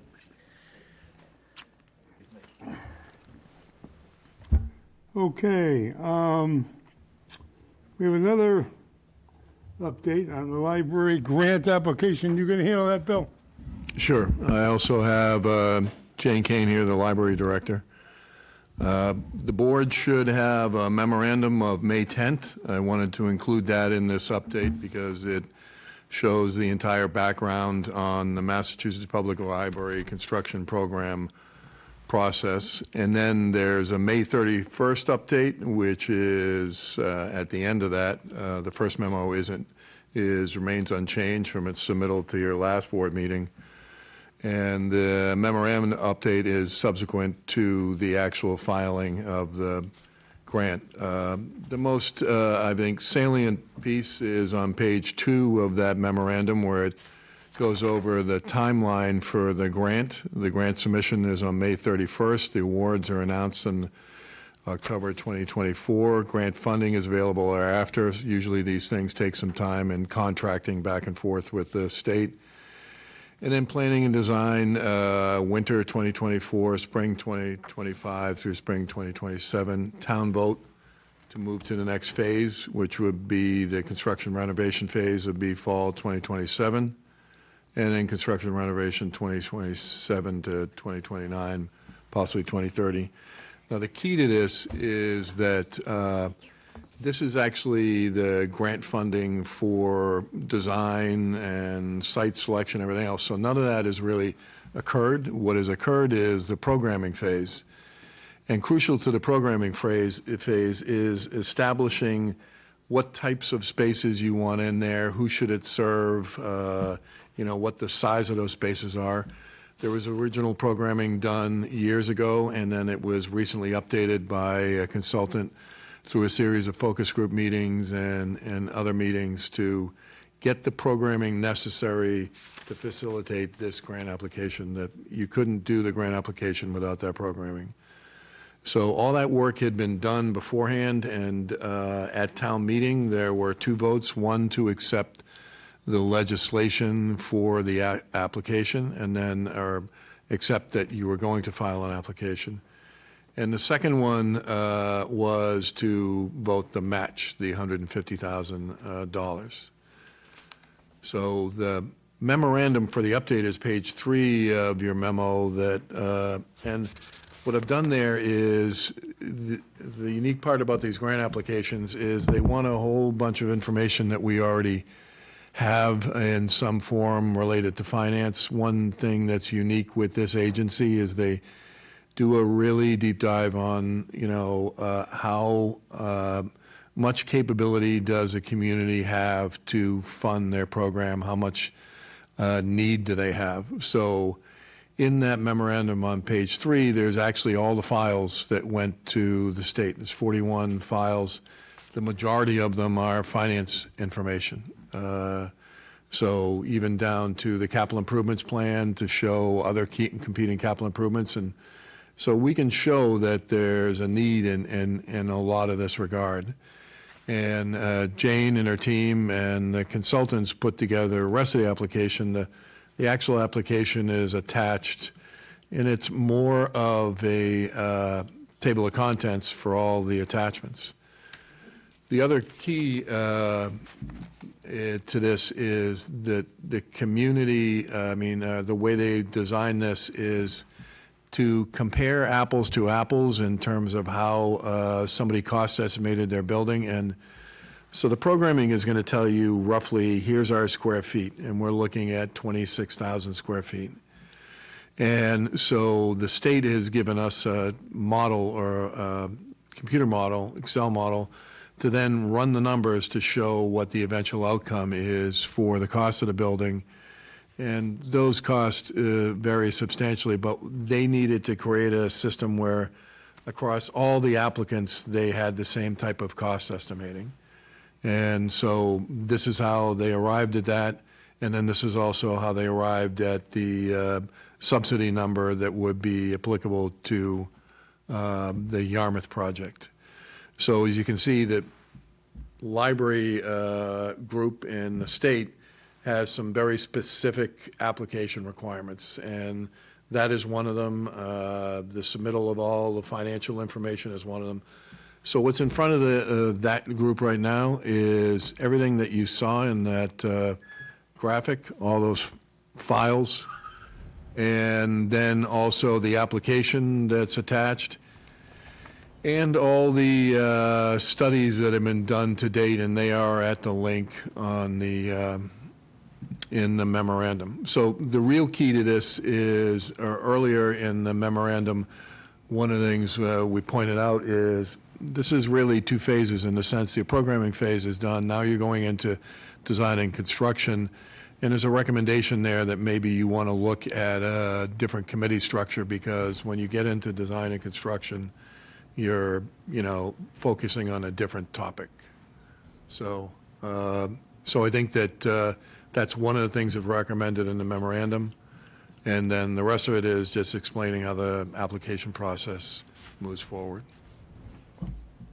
So that would be the update so far. Jane can tell you the interactions with the state as it relates to the application process. They're very good at that agency in terms of helping people move forward. And to her team's credit, they submitted early so that they had the opportunity to have a dialogue with the state before the application date closed. Any questions? Yeah, we were anxious to get it in, not to miss the deadline. Yeah, we met The depth of the information yeah. that had to be provided, and if there's any glitches, we wanted to have a little bit of fallback room. But the public should know there's been no definitive decisions made. These are more or less placeholders, are they not? Correct. I mean, when you submit the grant, you're submitting, here's all the information we have at this time, here's the programming information, and if we had this amount of money, we could move forward to get definitive information and go through a very transparent process with a committee that, the board might see as appropriate for this type of project. So I think that what the state wants to look at is your programming appropriate to your community? I see. And is the need there? Can't sign the payroll. No. I'm not signing the payroll warrants. No, I'm all set. I can't sign them. Oh, they're conflict things? Oh, gotcha. Okay. Sorry. No, it's all right. No problem. So next steps would be what, to form a new committee with a focus toward the next step? The next step is your design, your site selection, and then there's another step, and then the getting approval at town meeting for the funding for the eventual construction. So there's a lot, as you saw in the schedule that's in the end of the first memorandum. There's quite a bit of time there at which we would, we're starting at May 31st, 2024, and we're construction renovation is 2027. So you have a 3-year period in which you're really going through a process, both with the town and the state. The state's going to make sure that we're doing all the right things to building a building that's commensurate with both our needs and, cost effectiveness and programming. And so that programming piece is the foundation. It is, moving forward, here's what the ideas are for the building. Now we're moving forward and saying, here's what the design should be and the site and other more detailed matters. So none of that's really been determined pre-grant application. Any questions or comments, Mark? No, given the hour, I appreciate the update. I think what I'm very interested in hearing is how we get to a concept plan and how the public's engaged in that process, and a plan that has a consensus with some significant public involvement. I'm sure maybe it was in there somewhere, but at some point when this comes up again on the agenda, that's the stuff that I want to zero in on, because there are segments of the community that have been sort of feel that there's a predetermined conclusion or they're somewhat skeptical. So we need to really be very open and very transparent about everything in this. And I hear about this in my travels, and I don't know if it's permeating town hall, but I mean, we've got to have a process that at the end of the day arrives at a consensus that the community's comfortable with. The plan that ultimately, and again, the worst thing to do is exactly the same thing that we did the last 2 times, is we come up with a plan. Someone comes up with a plan, and then all of a sudden it gets imposed on people. And that's been the suspicion in the community, that there's, and I would say that some of the people that have come before this board in the past have only reinforced that perception. So I think it's incumbent on us is to make sure that this process and these steps going forward do that. Get the community engaged. Doing surveys is not the same as public involvement and public engagement. Let's be clear about that. There's a need for dialogue, there's a need for engagement. And so I think, again, that's the thing that we should really zero in on. Tonight's not the night, but we should have that conversation soon. I agree. I think we've been round and round. Poor Jane. I'm not sure she knew what she was getting into. It's been, the one or the community satellite discussion for many, many years, and people feel very strongly about it, and we've never been able to quite move off the mark, so to speak. So there's an awful lot of information in here. I think this is a great first step, and clearly the community wanted this. But I think it's very important that we listen, because at the end of the day, regardless of which plan we come up with, it's going to cost money, and we're going to need the town to support that. And I'm not sure we're there yet. And maybe Jane has more for another day on some of the consensus that's being built. But I think it's just, to Mark's point, is extremely important, because it's... Marcus? Well, I agree with what Tracy and Mark have said. I think a key element for this is going to be the establishment of the committee that works with you on this. And I think that we really need to look at having a town-wide representation on that committee. And I'd also make a caveat that no member that was on the previous committee should be on this committee. I think it needs to be a whole new group of people looking at this to help to resolve some of this undercurrent that we hear in town. Giving you kind of a challenge there, Jane, for what to do. But we just need to sell it, because Tracy's right, it's going to cost us money, and we have an awful lot of other things that are on the docket for us to pay for as well, and we're going to need to have town support for it. Joyce? Well, I believe that we should have public engagement and a very respectful process where they can see the steps and the alternatives and have that all laid out. I think, and I'm usually an optimistic person, I think we will never achieve 100% consensus on this, because we have our little regional villages, and they play tug of war. My library. Exactly. Is this microphone on? Yes. Good evening, everyone. I just wanted to say I've had a lot of conversations with a lot of different people through the course of the past year and a half, getting to this point. I'm very excited that the application is filed. It felt to me like I was writing a big, long-term paper, and I was crunching a lot of numbers and reviewing a lot of data, and so this is quite an achievement. But I had conversations with Bill, and I want to thank him a lot for his time. He said up to this point, essentially, we've been studying it like a librarian to see what the needs are for the community, what the services are that folks want, things like that. And now I think it's a good time to bring in other departments and other interests. This is the stage where you get a project manager involved to help the project move along. You talk to engineers, and you talk to people who have building experience and things like that to move it along. And I think that's going to help a lot to give people the information they need to make the right decisions. Mm-hmm. I hope. I agree really basically with the comments of the other board members. I think it should be a new committee. And I think it should be a primary focus to try to get a public consensus as to what the public wants. It's their facility, it's their money.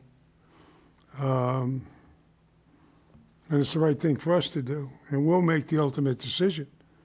But it'll be based on a clear sense of community input.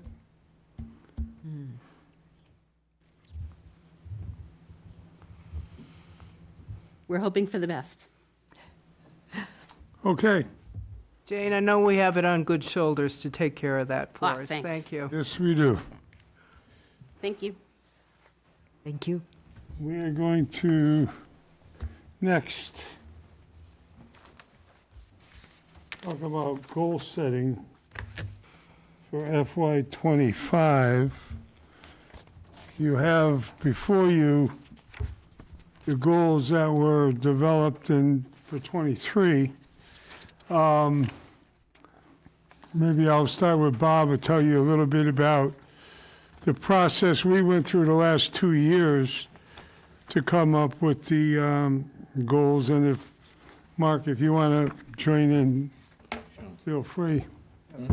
Are we going to work? We're not doing this now. No, we're not going to set any goals now, but what we wanted to I was talk just about. talking about how we did it and It- where and so forth. So the last 2 years, we seem to have had, built up a pretty successful rhythm in trying to get out of our normal meeting. The meetings are just so busy, everything is crammed in, and it's just very difficult to have the attention and focus on just the overall global big picture. So working with the board, we established a separate workshop session on a Saturday morning, time frame around 9 to 1 p.m.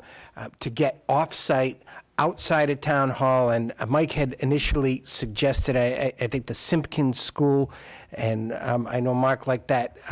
Simpkins Library, we were, the last 2 times we were in the library, they were great. A good location. Yeah, we had refreshments, coffee, and obviously it was open to the public, but we were pretty much there by ourselves.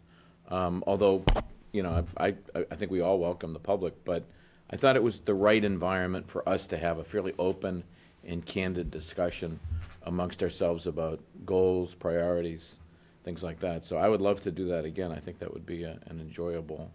The question is going to be, can we find a date soon that we can all agree on, that we can be there? It's important that we're all there, of course. And the other thing that we've done that I think has been successful is to, we bring in a professional facilitator that has a background in strategic planning and goal setting, specifically for boards of selectmen, municipal government, and he's got a lot of experience in state government as well. Jerry Bruno, I know he's done a great job helping us focus. He has some very interesting exercises that help develop consensus without, a big debate thing with, we use the multi-voting types of things. So that has been helpful as well to get the focus, to have someone help facilitate it. And, the other piece is that I think the board, and this is one of I think the great successes of the Board of Selectmen over the last several years is to, we took a look at the big picture, all of the strengths, weaknesses, threats, things that face us, but the board was able to establish these priority goals so that instead of having 80 or 90 goals that is just a statement that nothing can get followed up on, we've established through this board a series of high priority goals. And, they're meaty issues, but it really has helped me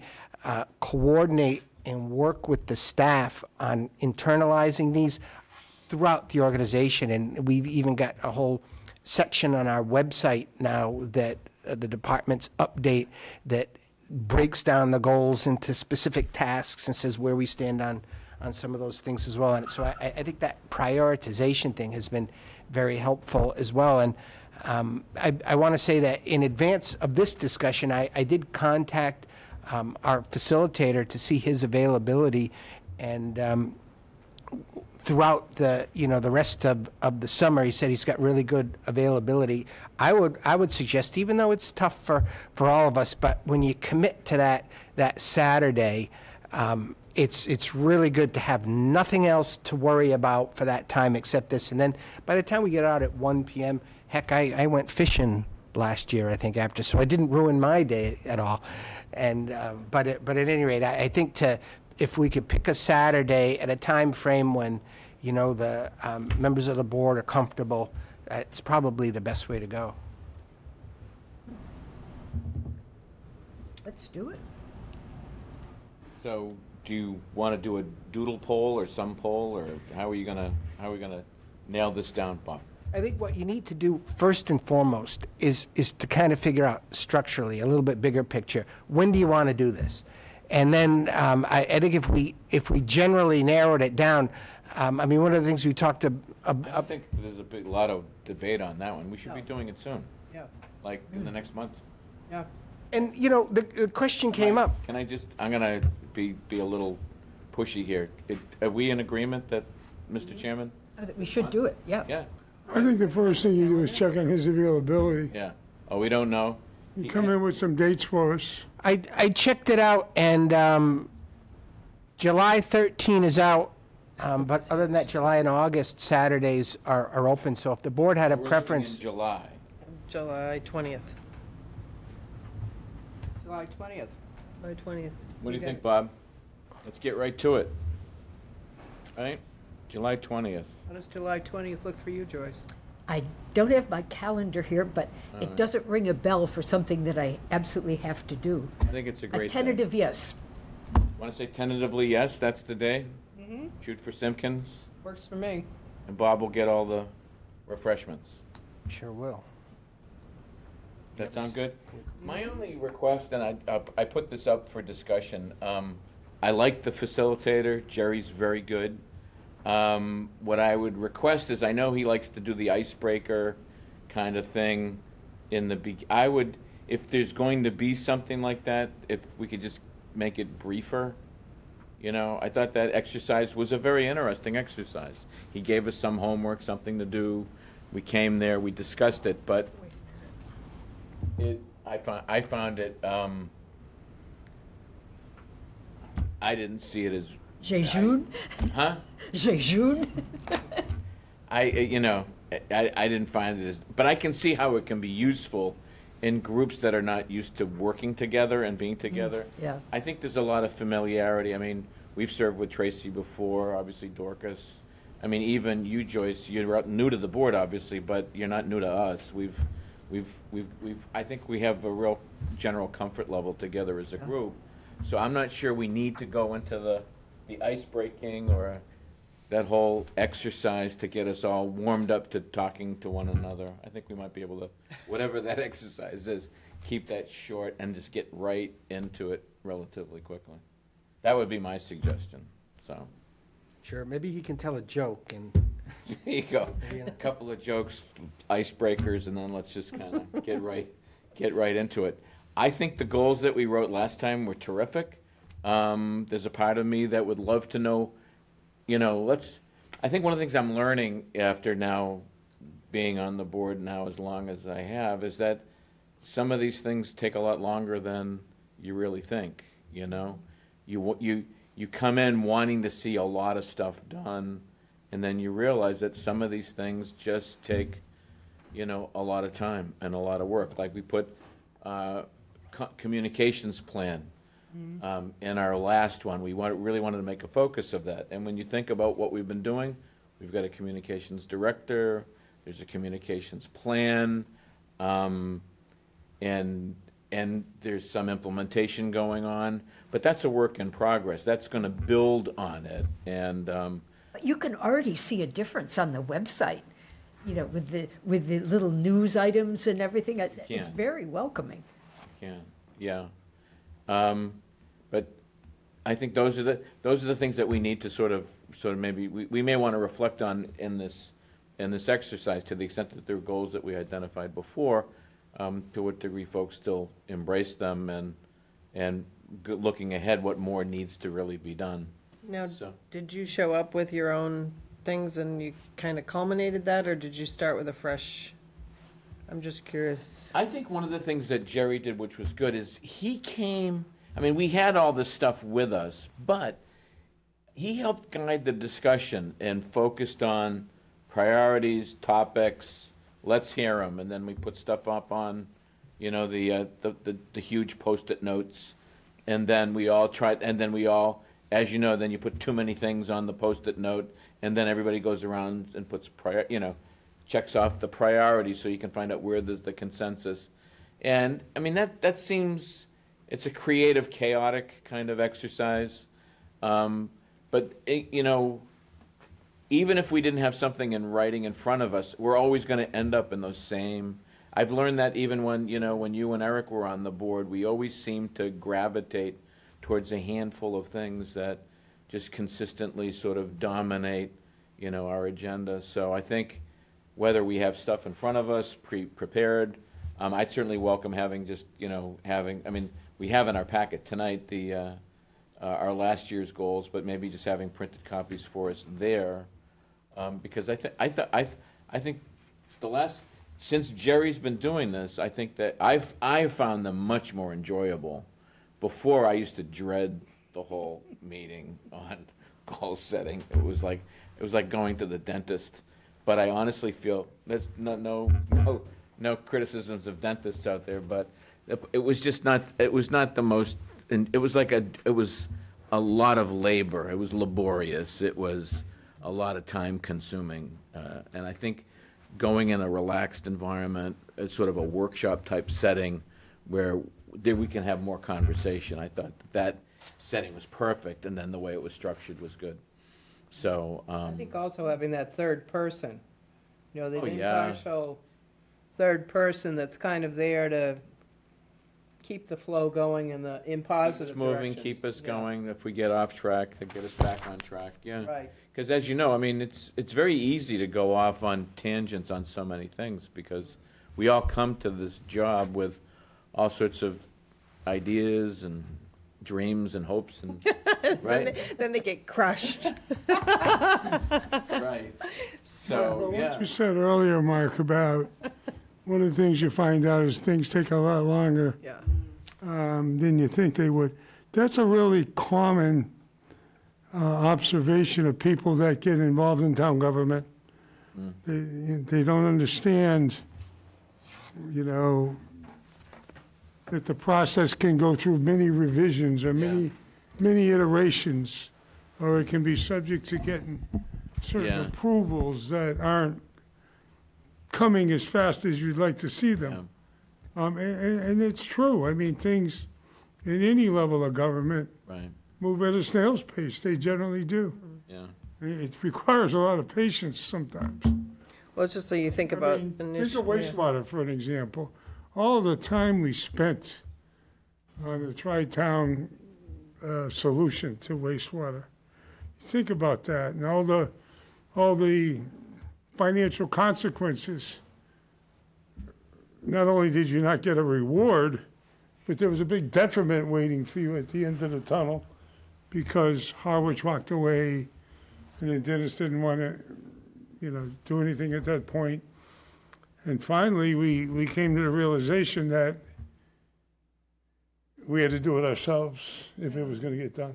Well, I think what we did was we forced the decision because we forced the other towns to say, hey, Yeah. let's, we need to know by now. But I never thought when we entered all these meetings with the two other towns, it was going to have that kind of result. I never But never thought of that for a minute. the thing that you learn, though, is that these processes that do take time are important. And- Yes. And you have to go through these processes to get to the end analysis. And while it is frustrating, in retrospect, there's always a lesson to be learned in it. So, And there's often, and not in this case, but there's oftentimes a benefit by going through. we never would have known if we hadn't have went through it. We had to do it. There was, I mean, I think that the public wanted us to. We didn't have an option. It was a good option at the time, and we had to play it out. But I'm glad that we got to a point where we basically had it answered for us.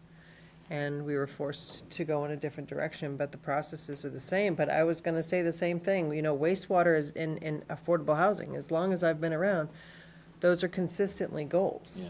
And there's no end, tighten up, finish, put it off the thing. That's never gonna happen. It's a process that's always forever gonna be at the forefront of issues that we're trying to address. I mean, as far as probably for decades. Yeah, the thing I would add on affordable housing as a priority is that it seems like the situation's getting worse. Yeah. You know what I mean? As the years unfold. I listened to Paul Niedzwiecki give a presentation on housing in the Cape economy, and one of the things that he mentioned in this presentation that struck me was the huge increase in the short-term rentals.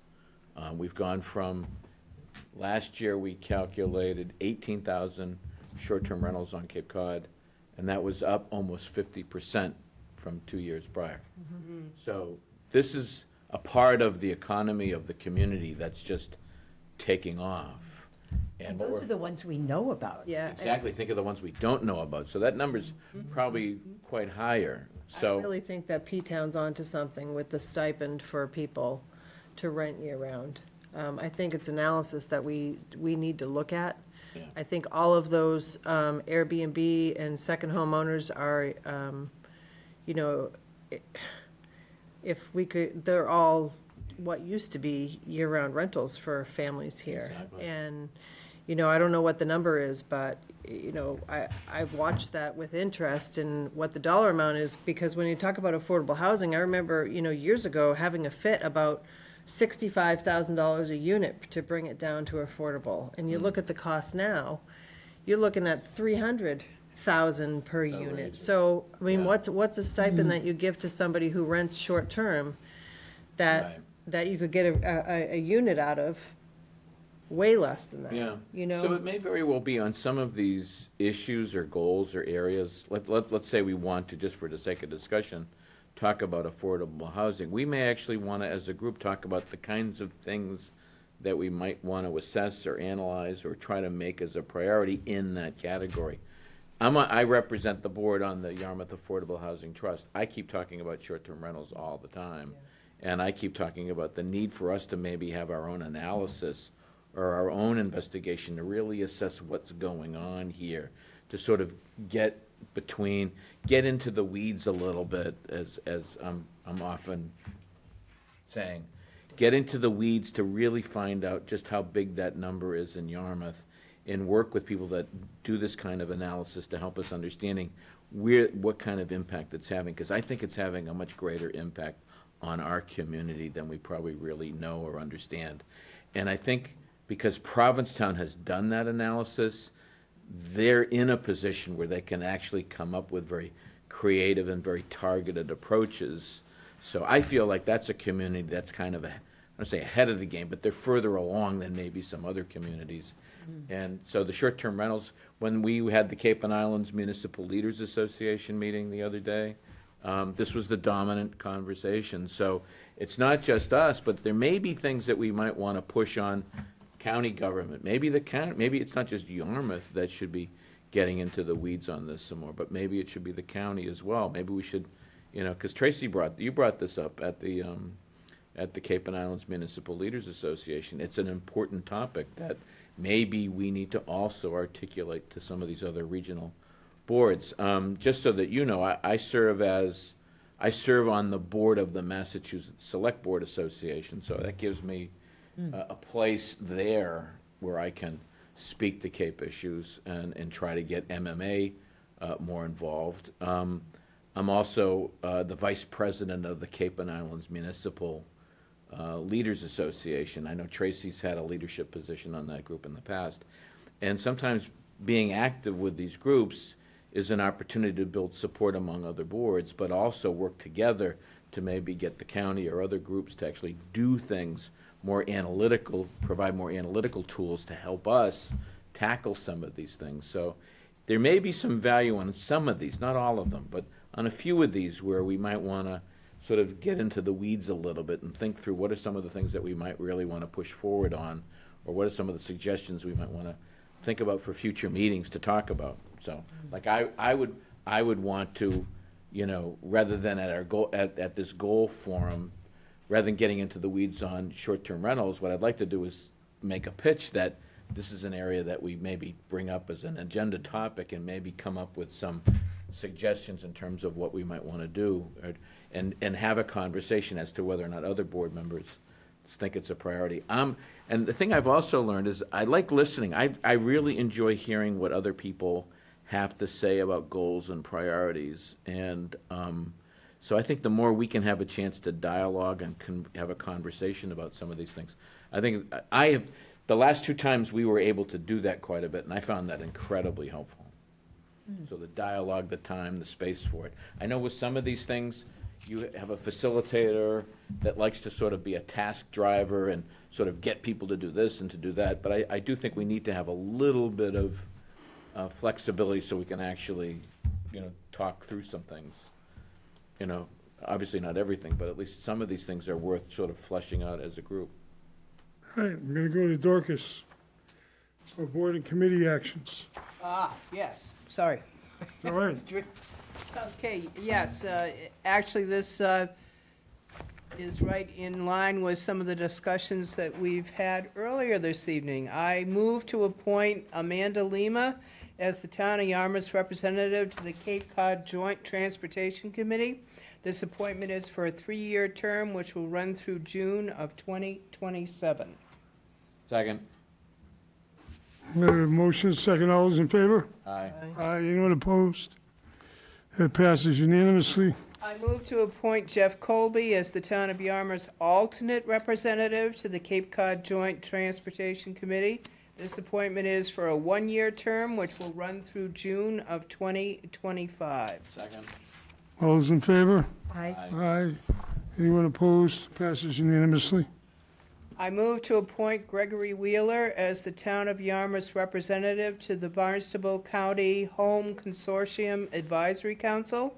This appointment is for a 3-year term, which will run through June of 2027. Second.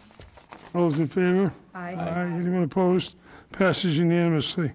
Move to appoint Joshua Trott as the Town of Yarmouth's alternate representative to the County Home Consortium Advisory Council. This appointment is for a 1-year term, which will run through June of 2025. Second. Second. All those in favor? Aye. Anyone opposed? Passes unanimously. And I believe We have, Reappointments. the appointment, yeah, we have the Concom. Okay. I move to reappoint Ellie Lawrence as a regular member of the Conservation Commission. The appointment is for a 3-year term, which will run through June of 2027. Second. all those in favor? Aye. Aye. Passes unanimously. Move to appoint Paul Huggins as a regular member of the Conservation Commission. This appointment is for a 3-year term, which will run through June of 2027. Second. All those in favor? Aye. Passes unanimously. And that concludes it, Mr. Chairman. Thank you, Dorcas. Next item is upcoming agenda review. I'm really psyched about this. She hands you. I want to have a big vote. No meeting on the 18th, or the week, yeah, the 18th. The Juneteenth holiday. So next meeting is 25th. We have Yarmouth Scholarship presentation. Always a fun thing. D.A. Galabois is coming in for an update. Second hearing on the C&D fees. Request for endorsement, paint stewardship program legislation. What is that about, Bob? It is the recycling of paint, old paint, not just leaving it at the, they want to get a new law that establishes programs throughout the Commonwealth to help keep paint out of our waste stream for solid waste. So it's a gentleman, he's got a statewide program, and he's asked to make And there's going to be a comprehensive plan update, a Riverwalk Park update. Those are both with the planning board? Is the planning board invited for those? Yes? Oh, yes. Okay. Update on Links Course construction. We need that I was again. going to say, We do we had need that? We just had a comprehensive. That. I don't know. Do we need that? No, we don't need it. We If moved there's that. new information, that's fine. Check with him and see what he has in mind on that. If it's, We put it on in case he was going to be delayed in opening. We is wanted that to what it know was? So we can strike that? Is that a yes? Yes.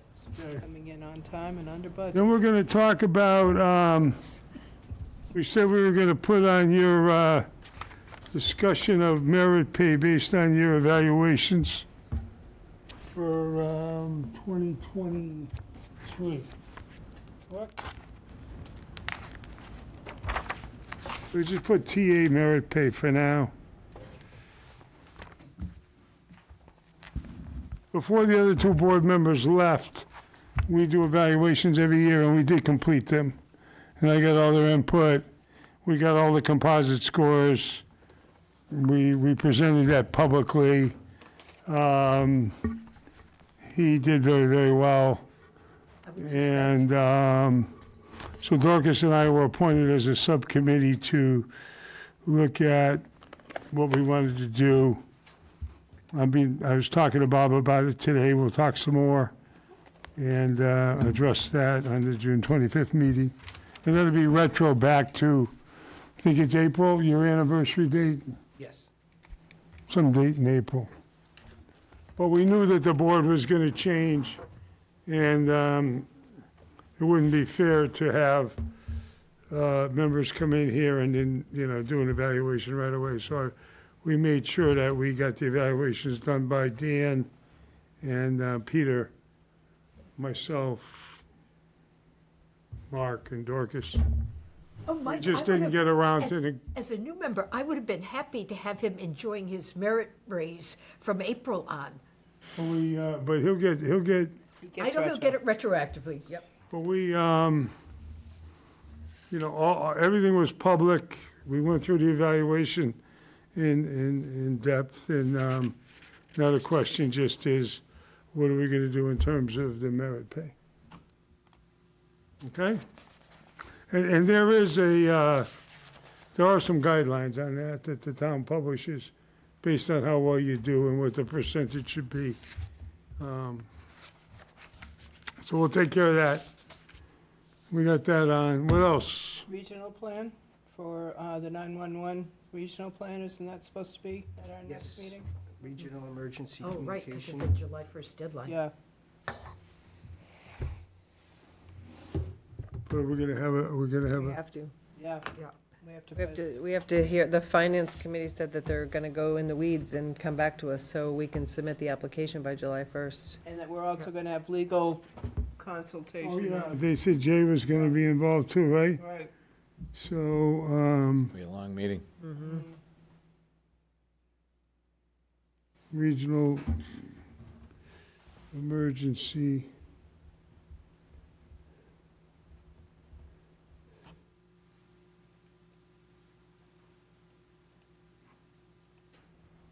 We get the fun part in the beginning with the scholarships. Well, that's always a good Looking meeting. at the future. The future of Yarmouth, yes. Okay. Anything else for the 25th? I think that's, That's pretty full. So you bring a sleeping bag. All right, anybody got anything else they want to talk about on agenda review? No? No. Okay, let me move then. Individual items. Does anybody have an individual item they'd like to bring up? Joyce? Happy to be Dorcas? here. Tracy? Yeah, thanks to the voters. I hope I serve you well. I will try my hardest. Thanks to Dorcas for switching seats with me. I very Oh, much that's right, you were appreciate cold that. over Yeah, there all I the couldn't time. stand it over there, and I came in, I saw my name tag, and my legs were, I always had like a little Snuggie on or blankets around my legs over there, so I appreciate that, Dorcas, very much. You're welcome. I look forward to the work. Thank you. Mark? Welcome back, Tracy, and welcome, Joyce. We're going to do a lot of good things together, so I'm looking forward to it. Okay, great.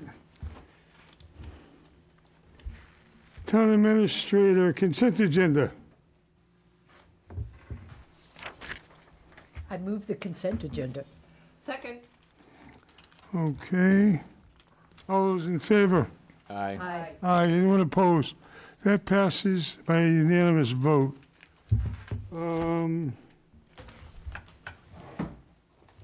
And then any updates, Bob? Yes, in fact, I had a couple of real interesting things. I am absolutely delighted to inform the board that we just received notice of a $236,000 broadband grant under the state's broadband program. And we're going to be using those funds to replace the town's INET, which is the fiber optic cabling that connects every municipal facility back to this head for the, and, we have an INET now that was originally set up by Xfinity, and it's nearing the end of its useful life. And this was a major issue. We were looking at some serious capital money we'd have to put out. And I really want to thank Paul Chaffee for his leadership as our IT behind the, director. podium. Oh, there he is. Thank you, Paul. All put this together. What a tremendous job. And Yeah, he likes to hide. Paul, stand up. the Stand up and vision wave, take a bow. that involves this in working with Open Cape to hopefully use this money as well to leverage some additional broadband capacity for this area of the community.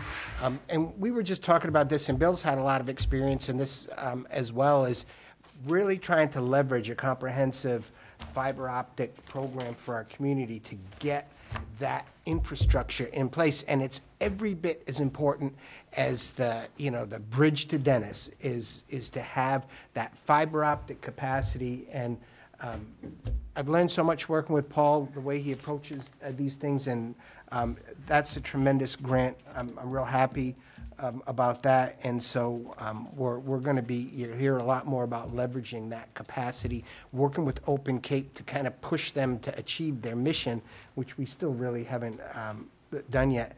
There's a second grant that was in the CEDC work plan that they presented to the board that we're working on, and it is tied in a little bit with it's a much smaller program, but with some broadband capacity, working with the DNR and bringing that into the Packet Landing Park so that they can do educational programs, for one, involving, for instance, we have the brand-new Upweller.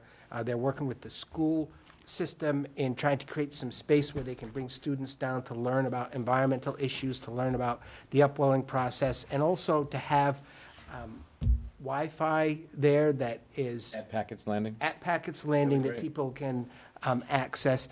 I will say there are a couple of elements of their work plan program that I did not approve. I just approved this collaborative working together grant for the IT special access there. There's a couple of things they need to come and present to the board if they'd like to move forward. One of them is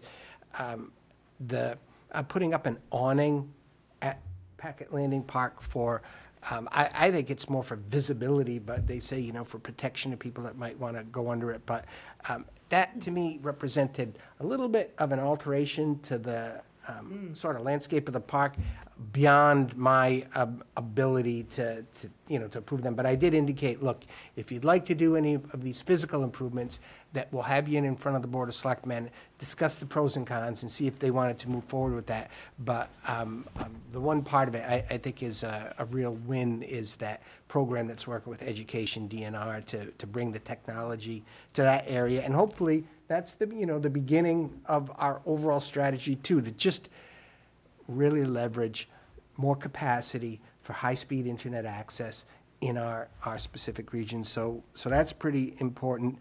I was delighted with that groundwater discharge thing, and it has been a bear. I'll just give you one little tidbit, and Jeff's done such a great job on this, but our team, you really have to hit DEP like with both barrels between the eyes in order to even get them to listen to you. We had a meeting, these biweekly meetings. Today's meeting, 19 people at the meeting, and 12 of them were ours.